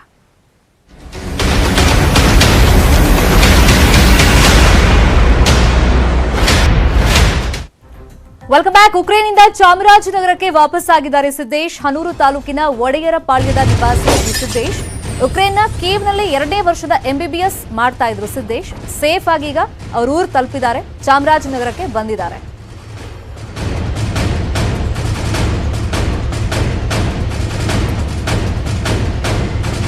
ಉಕ್ರೇನ್ನ ಕೀವ್ನಲ್ಲಿ 2ನೇ ವರ್ಷದ MBBS ಓದ್ತಾ ಇದ್ರು ಸಿದ್ದೇಶ್. ಇದೀಗ ಚಾಮರಾಜನಗರಕ್ಕೆ ಬಂದಿದ್ದಾರೆ. ಬರ್ತಾ ಇದ್ದಂತೆ ಈಗ ಅಲ್ಲೆಲ್ಲ ಏನ್ ಸಮಸ್ಯೆ ಆಯ್ತು, ಯಾವ ತರ ಪರದಾಟವನ್ನ ಪಟ್ರು, ಸೊ ಗಡಿಯನ್ನ ರೀಚ್ ಆಗೋದಕ್ಕೆ ಯಾವ ತರ ಸಮಸ್ಯೆಗಳಾಯಿತು, ಸೊ ಅದ್ರ ಬಗ್ಗೆ ಎಲ್ಲ ಅವರು ಹೇಳ್ಕೊಂಡಿದ್ದಾರೆ. ಹೌದು ಸರ್, 3-4 ಡೇಸ್ ಕಂಟಿನ್ಯೂಸ್ ಬಂಕರಲ್ಲಿದ್ವಿ. ಸೊ ಎಲ್ಲರೂ ಪ್ಯಾನಿಕ್ ಆಗಿದ್ರು. ಬಟ್ ಅದಾದಮೇಲೆ ಕರ್ಫ್ಯೂ ಇತ್ತು. ಕರ್ಫ್ಯೂ ಆದಮೇಲೆ ಕರ್ಫ್ಯೂ ಮುಗಿದ ತಕ್ಷಣ 8 ಗಂಟೆಗೆ ನಾವು ಹಾಸ್ಟೆಲ್ ಬಿಟ್ಟು ಕೀ ಬಿಟ್ಟು ಲಿವಿಗೆ ಬಂದ್ವಿ. ಲಿವಿಗಿಂದ ಉಸ್ಗರೋದ್ಗೆ ಹೋಗಿ ಉಸ್ಗರೋದಿಂದ ಚಾಪ್ ಬಾರ್ಡರ್ ಸ್ಟೇಷನ್ ರೀಚ್ ಆದ್ವಿ. ಅದಾದಮೇಲೆ ಹಂಗೇರಿ ರೀಚ್ ಆಗಿ ಬುದಾಪೆಸ್ಟಿಂದ ಇಂಡಿಯನ್ ಎಂಬಸಿ ನಮ್ಮನ್ನ ಇಲ್ಲಿವರೆಗೂ ಎವ್ಯಾಕ್ಯುಯೇಟ್ ಮಾಡಿದ್ದಾರೆ ಸರ್. ಹೌದು, ಬಾಂಬೆಲ್ಲ ಲೈಕ್ 30 ಕಿಲೋಮೀಟರ್ಸ್ 20 ಕಿಲೋಮೀಟರ್ಸ್ ಹತ್ರನೇ ಬೀಳ್ತಾ ಇತ್ತು. ಸೊ ಸ್ಟೂಡೆಂಟ್ಸ್ ಎಲ್ಲರೂ ತುಂಬ ಪ್ಯಾನಿಕ್ ಆಗಿದ್ರು. ಮೊದಲೇ 1 ವೀಕ್ ಮುಂದೆನೇ ಇನ್ಫಾರ್ಮೇಶನ್ ಬಂದಿತ್ತು. ಬಟ್ ಯೂನಿವರ್ಸಿಟಿಗಳು ಆಫ್ಲೈನ್ ಆಗ್ತಾ ಇರೋದ್ರಿಂದ ನಮ್ಗೆ ಯಾರಿಗೂ ಕಂಟ್ರಿಬ್ಯೂಟ್ ಬರೋದಕ್ಕಾಗಿರಲಿಲ್ಲ. ನನ್ನ ಮಗ ನನ್ನ ತವರಿಗೆ ಮರಳಿದ್ದು ನನಗೆ ತುಂಬ ಸಂತೋಷ ಆಯ್ತಿದೆ. ಮಾಧ್ಯಮದವರು, ಸರ್ಕಾರದವರು ತುಂಬ ಸಪೋರ್ಟ್ ಮಾಡಿದ್ದಾರೆ. ಆಮೇಲೆ ಅವನು ತುಂಬ ಕಷ್ಟ ಬಿದ್ದು ಬಾರ್ಡ್ರಿಗೆ ಬಂದು ಸೇರಿ ಬಾರ್ಡ್ರಿಂದ ಅಂಬೇಸಿ ಅವರು ಬೆಂಗಳೂರು ತನಕ ಡ್ರಾಪ್ ಮಾಡಿದ್ದಾರೆ. ಬೆಂಗಳೂರಿಂದ ವೆಂಕಟೇಶ್ ಅಣ್ಣ ಅವರು ತುಂಬ ಸಪೋರ್ಟ್ ಮಾಡಿ ನಮಗೆ. ಸರ್, ಇಲ್ಲಿ ಶಿಕ್ಷಣ ವ್ಯವಸ್ಥೆ ಸರಿ ಇಲ್ಲ ಸರ್. ನಾವು ತುಂಬ ಬಡವರು. ಎಲ್ಲಿ ನೋಡಿದ್ರು ಫೀಸು ಜಾಸ್ತಿ ಇದೆ, ಇಲ್ಲಿ ತುಂಬ ಜಾಸ್ತಿ ಇದೆ. 1 ಕೋಟಿ 1.5 ಕೋಟಿ ಕೇಳ್ತಾರೆ. ಅದರಿಂದಲ್ಲ ಕಡಿಮೆ ವೆಚ್ಚದಲ್ಲಿ 28-30 ಲಕ್ಷದಲ್ಲಿ ವ್ಯಾಸಂಗ ಮುಗಿಯುತ್ತೆ ಅಂತ ಹೇಳಿದ್ರು. ಅದರಿಂದ ನಾನು ಆಸೆ ಪಟ್ಟು ವೈದ್ಯನ ಮಾಡಬೇಕು ಅಂದ್ಬಿಟ್ಟು ನಾನು ಉಕ್ರೇನಿಗೆ ಕಳಿಸ್ಬೇಕಾಯ್ತು. ನನ್ನ ಮಗ ನನ್ನ ತವರಿಗೆ ಮರಳಿದ್ದು ನನಗೆ ತುಂಬ ಸಂತೋಷ ಆಯ್ತು. ಇನ್ನು ಉಕ್ರೇನ್ನ ಕಾರ್ಕಿವ್ನಲ್ಲಿ ಸಿಲುಕಿ ಬಾಗಲಕೋಟೆ ಯುವತಿ ಪರದಾಟವನ್ನ ಪಡ್ತಾ ಇದ್ದಾರೆ. ಪೋಲ್ಯಾಂಡ್ ತಲುಪಿದ್ದಾರೆ ಬಾಗಲಕೋಟೆಯ ಅಶ್ವಿನಿ. ಬಟ್ ಅಲ್ಲಿ ರೀಚ್ ಆದ್ಮೇಲೆ ಪರದಾಟ ಆಗ್ತಾ ಇದೆ. ಊಟ ಇಲ್ಲದೆ 2 ದಿನ ರೈಲು ಪ್ರಯಾಣ ಮಾಡಿದ್ದಾರೆ. ಪೋಲ್ಯಾಂಡ್ನಲ್ಲಿ ಇದ್ದಾರೆ ಈಗ. ಮಗಳ ಬರುವಿಕೆಗಾಗಿ ಇಲ್ಲಿ ಪೋಷಕರು ಪಾಪ ಕಣ್ಣೀರನ್ನ ಹಾಕ್ತಾ ಇದ್ದಾರೆ. ಜಮಖಂಡಿ ತಾಲೂಕಿನ ತೊದಲಬಾಗಿ ಗ್ರಾಮದ ಅಶ್ವಿನಿ ಯಾದವಾಳ MBBS ವ್ಯಾಸಂಗ ಮಾಡೋದಕ್ಕೆ ಅಂತ ಉಕ್ರೇನ್ಗೆ ಹೋಗಿದ್ರು. ಸದ್ಯ ಪೋಲೆಂಡಿಗೆ ಅವ್ರು ರೀಚ್ ಆಗಿದ್ದಾರೆ. ಪೂರ್ವ ಉಕ್ರೇನ್ನ ಕಾರ್ಕಿವ್ನಿಂದ ಪೋಲೆಂಡ್ಗೆ ಹೆಂಗೋ ತಲುಪಿದ್ದಾರೆ ಕಷ್ಟಪಟ್ಕೊಂಡು. 2 ದಿನಗಳ ಕಾಲ ಊಟ ಇಲ್ಲದೆ ರೈಲ್ನಲ್ಲಿ ಪ್ರಯಾಣ ಮಾಡಿದ್ದಾರೆ. ಪೋಲ್ಯಾಂಡ್ ತಲುಪಿದ್ದಾರೆ. ಸದ್ಯಕ್ಕೆ ರಾಯಭಾರ ಕಚೇರಿಯಿಂದ ವಾಸ್ತವಿಕ ವ್ಯವಸ್ಥೆ ಇದೆ. ಬಟ್ ಮಗಳ ಪರಿಸ್ಥಿತಿ ಕಂಡು ಈಗ ನೋಡಿ, 2 ದಿನ ಪಾಪ ಮಗಳು ಊಟ ಮಾಡಿಲ್ಲ, ಹೆಂಗೋ ಕಷ್ಟಪಟ್ಟು ಗಡಿಗೆ ಬಂದಿದ್ದಾಳೆ. ಸೊ ಅಲ್ಲಿಂದ ಇನ್ನೂ ಹೊರಟಿಲ್ಲ ಅಂದ್ರೆ ಇಲ್ಲಿರುವಂತ ಪೋಷಕರಿಗೆ ಎಷ್ಟು ಆತಂಕ ಆಗಿರುತ್ತೆ.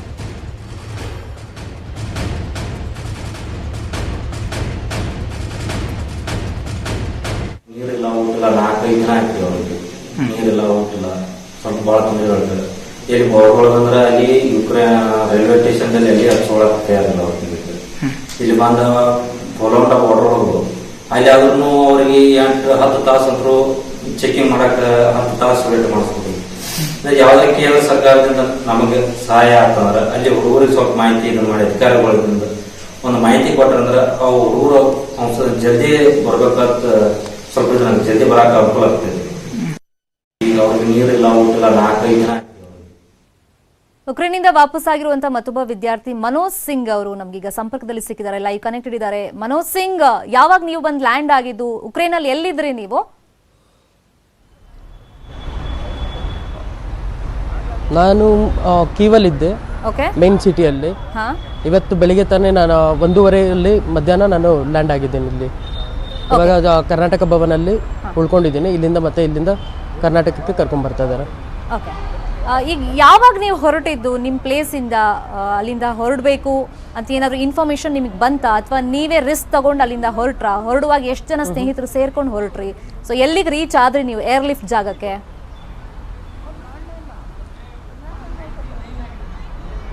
ನಾವು ಟೋಟಲ್ 28ನೇ ತಾರೀಕು, ಫೆಬ್ರವರಿ 28ನೇ ತಾರೀಕು ನಾವು ಮನೆಯಿಂದ ಹೊರಟಿದ್ದು. ಎಲ್ಲ ಬಂಕರ್ಸ್ ಇಂದ ಎಲ್ಲ ಅಲ್ಲಿಂದ ಮತ್ತೆ ಪಕ್ಕದಲ್ಲೇ ಇತ್ತು ಅಂತ ಅಂದ್ಬಿಟ್ಟು ಮನೆ ಎಲ್ಲ ಬ್ಯಾಗ್ ಪ್ಯಾಕ್ ಮಾಡಿಕೊಂಡು ರಿಸ್ಕಲ್ಲಿ, ಯಾಕಂದ್ರೆ ಆಚೆ ಮೇಲೆ ತುಂಬ ಬಾಂಬ್ಸ್ ಆಗ್ತಾ ಇತ್ತು, ಕರ್ಫ್ಯೂ ಇತ್ತು, ತುಂಬ ಆರ್ಮಿಯವ್ರು ಇದ್ರು. ಆದರೂ ನಾವು 40 ಜನ ನಾವು ಆಚೆ ಬಂದ್ರಿ.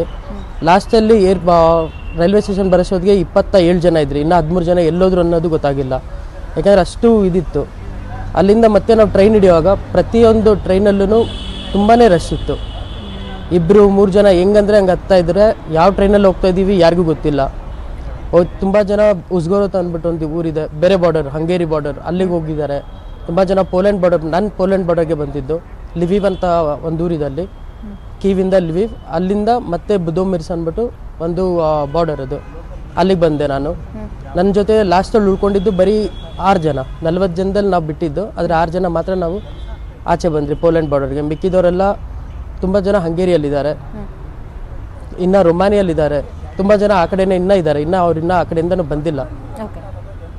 ಮನೋಜ್, ನೀವೇನು ಓದ್ತಾ ಇದ್ದಿದ್ದು? ಅಫ್ಕೋರ್ಸ್ MBBS ಅಂತ ಅಂದ್ಕೊಳ್ತೀನಿ. ಎಷ್ಟನೇ ಇಯರ್ ಓದ್ತಾ ಇದ್ದಿದ್ದು? ಜೊತೆಗೆ ನೀವು ಹೇಳ್ದಂಗೆ ತುಂಬಾ ಕಷ್ಟ ಅಫ್ಕೋರ್ಸ್ ಪಟ್ಟಿರ್ತೀರಾ. ಇಂಜಿನಿಯರಿಂಗ್ ಮಾಡ್ತಾ ಇದ್ದೆ ನಾನು, ಇನ್ಫಾರ್ಮೇಶನ್ ಟೆಕ್ನಾಲಜಿ ಮಾಡ್ತಾ ಇದ್ದೆ ನಾನು. ಓಕೆ, ಹೌದು. ಓಕೆ, ಒಂದು ಹೊಸ ವಿಚಾರ. ಓಕೆ, ಸೊ ಅಲ್ಲಿಗೆ ಹೋಗ್ಬೇಕು ಅಂತ ಯಾಕೆ ಅನಿಸ್ತು? ಕಷ್ಟ ಆಯ್ತು, ಆದ್ರೂ ಇದು ಮಾಡಿದ್ರಿ. ಯಾಕಂದರೆ ಅಲ್ಲಿ ತುಂಬ ಸ್ಕೋಪ್ ಇದೆ. ಯಾಕಂದರೆ ಅಲ್ಲಿಂದ ನಮಗೆ ಡೈರೆಕ್ಟಾಗಿ ಯುರೋಪ್ ಹೋಗೋಕ್ಕೆ ತುಂಬ ಇದಿದೆ. ಸೊ ಅದರಿಂದ ನನ್ನ ತುಂಬ ಬೇರೆ ಫ್ರೆಂಡ್ಸ್ ಕೂಡ ಅಲ್ಲೇ ಮಾಡ್ತಾ ಇದ್ದಾರೆ ಇನ್ಫಾರ್ಮೇಷನ್ ಟೆಕ್ನಾಲಜಿ. ಸೊ ಅದರಿಂದ ತುಂಬ ಚೆನ್ನಾಗಿತ್ತು. ಮತ್ತು ಅಲ್ಲಿ ನೆಕ್ಸ್ಟ್ MBA ಮಾಡಿ ಡೈರೆಕ್ಟಾಗಿ ನಮಗೆ ಇದರಲ್ಲೇ ಪೋಲೆಂಡಲ್ಲೇ ನಮಗೆ ಜಾಬ್ ಸಿಗುತ್ತೆ. ಸೊ ಅದರಿಂದ ಅದನ್ನು ನೋಡಿಕೊಂಡು ನಾನು ಹೋಗಿದ್ದಿದ್ದು. ಯಾಕಂದ್ರೆ ನಾನು 2019 ಹೋಗಿದ್ದೆ ಲ್ಯಾಂಗ್ವೇಜ್ ಕೋರ್ಸ್ ಮೇಲೆ. ಲ್ಯಾಂಗ್ವೇಜ್ ನಾನು ಕಲಿತು ಆಮೇಲಿಂದ ನಾನು ಹಂಗೆ ಇನ್ಫಾರ್ಮೇಷನ್ ಟೆಕ್ನಾಲಜಿಯಲ್ಲಿ ನಾನು ಇದು ಮಾಡ್ಕೊಂಡಿದ್ದೆ. ನಾನು 3rd ಇಯರಲ್ಲಿದ್ದೆ. ಇನ್ನೊಂದು ವರ್ಷ ಆಯಿತು ನಂದು, ಅಷ್ಟರಲ್ಲಿ ಈ ಥರ ಆಯಿತು. ಓಕೆ, ಅಫ್ಕೋರ್ಸ್ ನಿಮ್ಮ ಕಷ್ಟಗಳು ಏನಾಯಿತು, ಅಲ್ಲಿ ಏನೆಲ್ಲ ಸಮಸ್ಯೆ ಆಯಿತು ಅದ್ರ ಬಗ್ಗೆ ಮಾತಾಡ್ತೀನಿ. ಇನ್ ಬಿಟ್ವೀನ್ ಒಂದು ಕುತೂಹಲಕ್ಕೆ ಒಂದು ಪ್ರಶ್ನೆ ಕೇಳ್ಬಿಡ್ತೀನಿ ಮನೋಜ್, ಕ್ವಿಕ್ ಆಗಿ. ಈಗ MBBS ಅಲ್ಲಿ ಇಲ್ಲಿ ಕಂಪೇರ್ ಮಾಡಿದ್ರೆ ಡೊನೇಷನ್ ಇರಲ್ಲ, ಸೊ ಇಲ್ಲಿನ ಮಿಡಲ್ ಕ್ಲಾಸ್ ಫ್ಯಾಮಿಲಿಗೆಲ್ಲ ಸ್ವಲ್ಪ ಹೆಲ್ಪ್ ಆಗುತ್ತೆ ಅಂತ ಹೇಳ್ತಾರಲ್ಲ. ಸೊ ಇಂಜಿನಿಯರಿಂಗು ಹಂಗೇನಾ ಅಲ್ಲಿ? ಹೌದು ಮೇಡಮ್, ಹೌದು. ಇಂಜಿನಿಯರಿಂಗ್ ಕೂಡ ಹಂಗೆ ಇರೋದು. ಯಾಕಂದರೆ ಅಲ್ಲಿಂದ ಸ್ಟಡೀಸ್ ಬೇರೆ ಇದೆ, ಇಲ್ಲಿನ ಸ್ಟಡೀಸ್ ಕೂಡ ಅಷ್ಟೇ ಚೆನ್ನಾಗಿದೆ. ಆದರೆ ಅಲ್ಲಿ ಸ್ವಲ್ಪ ಇನ್ನೂ ತುಂಬ ಪ್ರಾಕ್ಟಿಕಲ್ಸ್ ಎಲ್ಲ ಇದು ಮಾಡ್ತಾರೆ. ಯಾಕಂದರೆ ನಮಗೆ ಹ್ಯಾಕಿಂಗಲ್ಲಿ ಆಗಲಿ ಮತ್ತು ಪ್ರತಿಯೊಂದೂ ಯಾವ ಥರ ಏನಾಗುತ್ತೆ ಪ್ರತಿಯೊಂದೂ ಹೇಳ್ಕೊಡ್ತಾರೆ. ಯಾವ IP ಅಡ್ರೆಸ್ಸಲ್ಲಿ ಇದಾಗುತ್ತೆ ಪ್ರತಿಯೊಂದು ಅಲ್ಲಿ ಇದು ಮಾಡ್ತಾರೆ. ಯಾಕಂದರೆ ಇಲ್ಲಿ ಅಷ್ಟೊಂದು ನಮಗೆ ನಾನು ಬೇರೆ ಫ್ರೆಂಡ್ಸು ಇಲ್ಲಿ ಮಾಡ್ತಾ ಇದ್ದಾರೆ, ಆದರೆ ಅಷ್ಟೊಂದು ಇಲ್ಲ ಅಂತ ಹೇಳ್ತಾ ಇದ್ದಾರೆ. ಸೊ ಅದರಿಂದ ನಾವು ಅಲ್ಲಿ ಮಾಡ್ತಾ ಇದ್ರಿ ನಾವು. ಸರಿ, ಈಗ ಈಸ್ಟರ್ನ್ ಪಾರ್ಟ್ ಇಂದ ಬರೋದು ತುಂಬಾ ಕಷ್ಟ ಅಂತ ಸ್ಟೂಡೆಂಟ್ಸ್ ಹೇಳ್ತಿದ್ದಾರೆ. ಅಫ್ಕೋರ್ಸ್ ನಮ್ಗೆ ಆ ದೃಶ್ಯಗಳನ್ನು ನೋಡಿದಾಗ್ಲೂ ಅನ್ನಿಸ್ತಾ ಇದೆ, ಗೌರ್ಮೆಂಟ್ ಕೂಡ ಹೇಳ್ತಾ ಇದೆ ಅಲ್ಲಿಗೆ ನಾವು ರೀಚ್ ಆಗಕ್ ಆಗ್ತಾ ಇಲ್ಲ ಅಂತ. ನಿಮ್ಗೆ ಏನೆಲ್ಲ ಕಷ್ಟ ಆಯ್ತು ಆ ಪಾರ್ಟ್ ಇಂದ ಈ ಕಡೆ ಬರೋದಕ್ಕೆ ಮನೋಜ್? ಮೇಡಮ್ ಆಕ್ಚುಲಿ ನೋಡಿ, ತುಂಬಾ ಪೋಲೆಂಡ್ ಬಂದು ತುಂಬಾ ಬಾರ್ಡರ್ಸ್ ಇದಾವೆ. ಯಾಕಂದ್ರೆ ಜನರು ಯಾವ ಕಡೆ ಜಾಸ್ತಿ ಹೋಗ್ತಾ ಇದ್ದಾರೆ ಅದನ್ನ ನಾವು ನೋಡ್ಕೊಂಡು ಅಲ್ಲಿ ಯೋಚನೆ ಮಾಡಿ ಇದು ಮಾಡಬೇಕು. ಅಲ್ಲಿನ ಲೋಕಲ್ಸ್ ಕೇಳಬೇಕು. ಯಾಕಂದರೆ ನನಗೆ ಲಿವಿವಲ್ಲಿ ತುಂಬ ಫ್ರೆಂಡ್ಸ್ ಇದ್ದರು. ಅವ್ರ ಹತ್ರ ನಾನು ಕಾಂಟ್ಯಾಕ್ಟ್ ಮಾಡಿ ನಾನು ಯಾವ ಬಾರ್ಡರ್ಗೆ ಹೋದರೆ ಎಲ್ಲಿ ಪರ್ಫೆಕ್ಟ್ ಇರುತ್ತೆ, ಯಾವ್ದು ಸೇಫ್ಟಿ ಇರುತ್ತೆ ಅಂತ ಅಲ್ಲಿ ನಾನು ಲೋಕಲ್ಸ್ಗೆ ಕೇಳಿ ನಾನು ಆ ಬಾರ್ಡರ್ಗೆ ಹೋಗಿದ್ದಕ್ಕೆ ನಮಗೆ ಮ್ಯಾಕ್ಸಿಮಮ್ 2 hours ತೊಗೊಂಡೆ ಬರೀ ನಾನು ಬಾರ್ಡರ್ ಕ್ರಾಸ್ ಮಾಡೋದಕ್ಕೆ. ಅದೇ ಇನ್ನೊಂದು ಶೆನೋಯ್ ಅಂತ ಇದೆ ಬಾರ್ಡರು. ಆ ಬಾರ್ಡರಲ್ಲಿ ನನ್ನ ಸ್ವಂತ ಫ್ರೆಂಡ್ಸು 4-6 ಜನ ಆಲ್ಮೋಸ್ಟ್ 3 ದಿನ ಇದ್ದರು. 3 ದಿನ ಆದಮೇಲೆ ತುಂಬ ಇದು ಸ್ನೋ ಬೀಳ್ತಾ ಇದೆ, -4 ಇದೆ. ನಾವು ಅವ್ರು ಹಾಕಿರೋ ಜಾಕೆಟ್ಸ್ ಕೂಡ ಕಂಪ್ಲೀಟಾಗಿ ಫ್ರೀಸ್ ಆಗೋಗಿತ್ತು. ಆದರೂ ಅಲ್ಲೇ ನಿಂತ್ಕೊಂಡಿದ್ರು ಅವರೆಲ್ಲ. ಆದರೆ ನಮಗೆ ಆ ಥರ ಯಾವುದೇ ಪ್ರಾಬ್ಲಮ್ ಇರಲಿಲ್ಲ. ಬರೀ 2 ಗಂಟೆಲಿ ನಾನು ಬಾರ್ಡರ್ ಕ್ರಾಸ್ ಮಾಡಿಕೊಂಡೆ. ಈಗ ನೀವು ಲೋಕಲೈಟ್ಸ್ ಹತ್ರ ಕೇಳಿದ್ರಿ, ಹೆಂಗೋ ಕಮ್ಯುನಿಕೇಶನ್ ಆಯಿತು, ನೀವು ಬಂದ್ರಿ. ಬಟ್ ಬೇರೆ ಸ್ಟೂಡೆಂಟ್ಸ್ ಎಲ್ಲ ಹೇಳ್ತಾ ಇದ್ರು ನಮಗೆ ಇಂಡಿಯನ್ ಎಂಬಸಿ ಕಡೆಯಿಂದ ಏನು ಹೆಲ್ಪ್ ಆಗ್ತಿಲ್ಲ, ಅಟ್ಲೀಸ್ಟ್ ಹಿಂಗೆ ಬನ್ನಿ, ಹಿಂಗೆ ರೂಟ್ ತೋರಿಸೋರು ಇಲ್ಲ, ಒಂದು ಇನ್ಫಾರ್ಮೇಶನ್ ಕೊಡಲ್ಲ ಅಂತ. ಅದೇನಾದರೂ ಸಮಸ್ಯೆ ಆಯ್ತಾ ನಿಮಗೆ ಮನೋಜ್? ಯುಕ್ರೇನ್ ಇಂಡಿಯನ್ ಎಂಬಸಿ ಅದು ಹೌದು. ಯಾಕಂದರೆ ಅದು ಒಂದೇ ಒಂದು ಕಾರಣಕ್ಕೆ ನನ್ನ ಜೊತೆ 40 ಜನ ಇದ್ದಿದ್ದು. ಯಾಕಂದರೆ ನಾನು 2019 ಅಲ್ಲೇ ಇದ್ದೀನಿ ಅಂದ್ಬಿಟ್ಟು. ಮತ್ತು ನಾನು ಎಲ್ಲ ಕಂಪ್ಲೀಟ್ ಯುಕ್ರೇನ್ ಎಲ್ಲ ಊರನ್ನು ನಾನು ನೋಡಿದ್ದೀನಿ. ಪ್ರತಿಯೊಬ್ಬರು ಅಲ್ಲಿ ಗೊತ್ತಿರೋರು ಇದ್ದಾರೆ, ಅಲ್ಲಿನ ಲೋಕಲ್ಸ್ ಕೂಡ ನನಗೆ ತುಂಬ ಚೆನ್ನಾಗಿ ಗೊತ್ತಿರೋರು ಇದ್ದಾರೆ. ಸೊ ಆದ್ರಿಂದ ನಾನು ಅವ್ರಿಗೆಲ್ಲ ನಾನು ಕರ್ಕೊಂಡ್ಬಂದಿದ್ದು. ಆದರೆ ಯುಕ್ರೇನ್ ಇಂಡಿಯನ್ ಎಂಬಸಿಯಿಂದ ನಮಗೆ ಯಾವುದೇ ಥರ ಹೆಲ್ಪ್ ಆಗಿಲ್ಲ. ಅವರು ಡೈರೆಕ್ಟಾಗಿ ಅಡ್ವೈಸರಲ್ಲಿ ನನ್ನ ಹತ್ರ ಇದು ಕೂಡ ಇದ್ದಾವೆ, ಡೈರೆಕ್ಟ್ ಅಡ್ವೈಸರಲ್ಲಿ however please reach to the borders ಇಷ್ಟೇ ಹೇಳ್ತಾ ಇದ್ದಿದ್ದು. ನಾವೇನೋ ಒಂದು ವ್ಯವಸ್ಥೆ ಮಾಡ್ತೀವಿ ಅನ್ನೋದನ್ನ ಯಾರೂ ಹೇಳಿಲ್ಲ. ಯುಕ್ರೇನ್ ಇಂಡಿಯನ್ ಎಂಬಸಿ ನಾವು ಒಂದ್ಸಲ ಪೋಲೆಂಡ್ ಇಂಡಿಯನ್ ಎಂಬಸಿಗೆ ಬಂದಿದ ತಕ್ಷಣ A to Z ಪ್ರತಿಯೊಂದು ಅವರೇ ನೋಡ್ಕೊಂಡಿದ್ದಾರೆ. ಒಳ್ಳೊಳ್ಳೆ ಇದರಲ್ಲಿ ನಮಗೆ ಹೋಟೆಲ್ಸಲ್ಲಿ ಸ್ಟೇ ಮಾಡಿಸಿದ್ದಾರೆ. ಪ್ರತಿಯೊಂದು A to Z ಅವರೇ ಚೆನ್ನಾಗಿ ನೋಡ್ಕೊಂಡಿದ್ದಾರೆ ನಮಗೆ. ಫೈನ್ ಮನೋಜ್, ಸೇಫ್ ಆಗಿ ಬಂದಿದ್ದೀರಾ, ಆದಷ್ಟು ಬೇಗ ನೀವು ಊರು ಸೇರ್ಕೊಳ್ಳಿ. ಥ್ಯಾಂಕ್ ಯು ಸೋ ಮಚ್ ನಮ್ಮ ಜೊತೆ ಕನೆಕ್ಟ್ ಆಗಿದ್ದಕ್ಕೆ, ಮಾತಾಡಿದ್ದಕ್ಕೆ. ಉಕ್ರೇನಿಂದ ಚಿಕ್ಕಬಳ್ಳಾಪುರಕ್ಕೆ ವಿದ್ಯಾರ್ಥಿನಿ ಬಂದಿದ್ದಾರೆ ಲಿಖಿತಾ. ಇಲ್ಲಿ ಬಂದ ಮೇಲೆ ತಮ್ಮ ಅಳಲನ್ನು ತೋಡ್ಕೊಂಡಿದ್ದಾರೆ. 4 ದಿನ ಅವರು ಅನುಭವಿಸಿದಾರಲ್ಲ ಆ ನರಕದ ಬಗ್ಗೆ ವೈದ್ಯಕೀಯ ವಿದ್ಯಾರ್ಥಿನಿ ತಮ್ಮ ಅಳಲನ್ನ ತೋಡ್ಕೊಂಡಿರೋದು. ತನ್ನಂತೆಯೇ ಸಿಲುಕಿರುವಂತ ವಿದ್ಯಾರ್ಥಿಗಳನ್ನ ಆದಷ್ಟು ಬೇಗ ರಕ್ಷಣೆ ಮಾಡಿ ಅಂತ ಲಿಖಿತಾ ಮನವಿಯನ್ನ ಮಾಡಿಕೊಂಡಿದ್ದಾರೆ. ಚಿಕ್ಕಬಳ್ಳಾಪುರ SP ಕಚೇರಿಗೆ ಬಂದಿದ್ದಾರೆ Likhitha.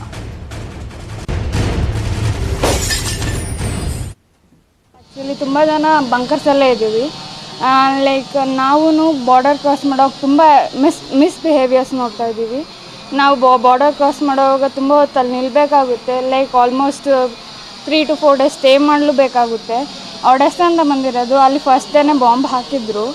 Like 2 bombs like right next to my hostel ಹೇಳಬೇಕಂದ್ರೆ. ಮತ್ತು ನಮಗೆ ಎಂಬಸಿಯವ್ರು ಹೇಳಿದ್ರು ನೀವು ಹಾಸ್ಟೆಲಲ್ಲೇ ಇರಿ ಅಂತ ಬಂಕರ್ಸಲ್ಲಿ. ಅವ್ರು ಇದು ಮಾಡ್ದಿರ ನಾವು ಕೇಳ್ದಿರ ನಾವು ಬಾರ್ಡರ್ಸ್ ಹತ್ತಿರ ಬಂದ್ವಿ. ಅದಾದಮೇಲೆ ಅವರು 2 hours ಆದಮೇಲೆ ನಮ್ಮ ಒಡೆಸ ಹಾಸ್ಟೆಲ್ ಹತ್ರ ಕೂಡ ಅಟ್ಯಾಕ್ ಆಗಿದೆ. ಅವ್ರು ಆಮೇಲೆ ಹೇಳಿದ್ರು ನೀವು ಅಲ್ಲಿಂದ ಬಿಡಿ ಅಂತ. ನಮಗೆ ಲೈಕ್ ಏನೂ ಸಪೋರ್ಟ್ ಸಿಗ್ತಾಯಿಲ್ಲ. ಬಾರ್ಡರ್ ಕ್ರಾಸ್ ಆದಮೇಲೆ ನಮಗೆ ಇನ್ನೇನು ಗೌರ್ಮೆಂಟಿಂದ ಸಪೋರ್ಟ್ ಸಿಗ್ತದೆ. So we request Indian government to support people and students of Ukraine who are stuck there.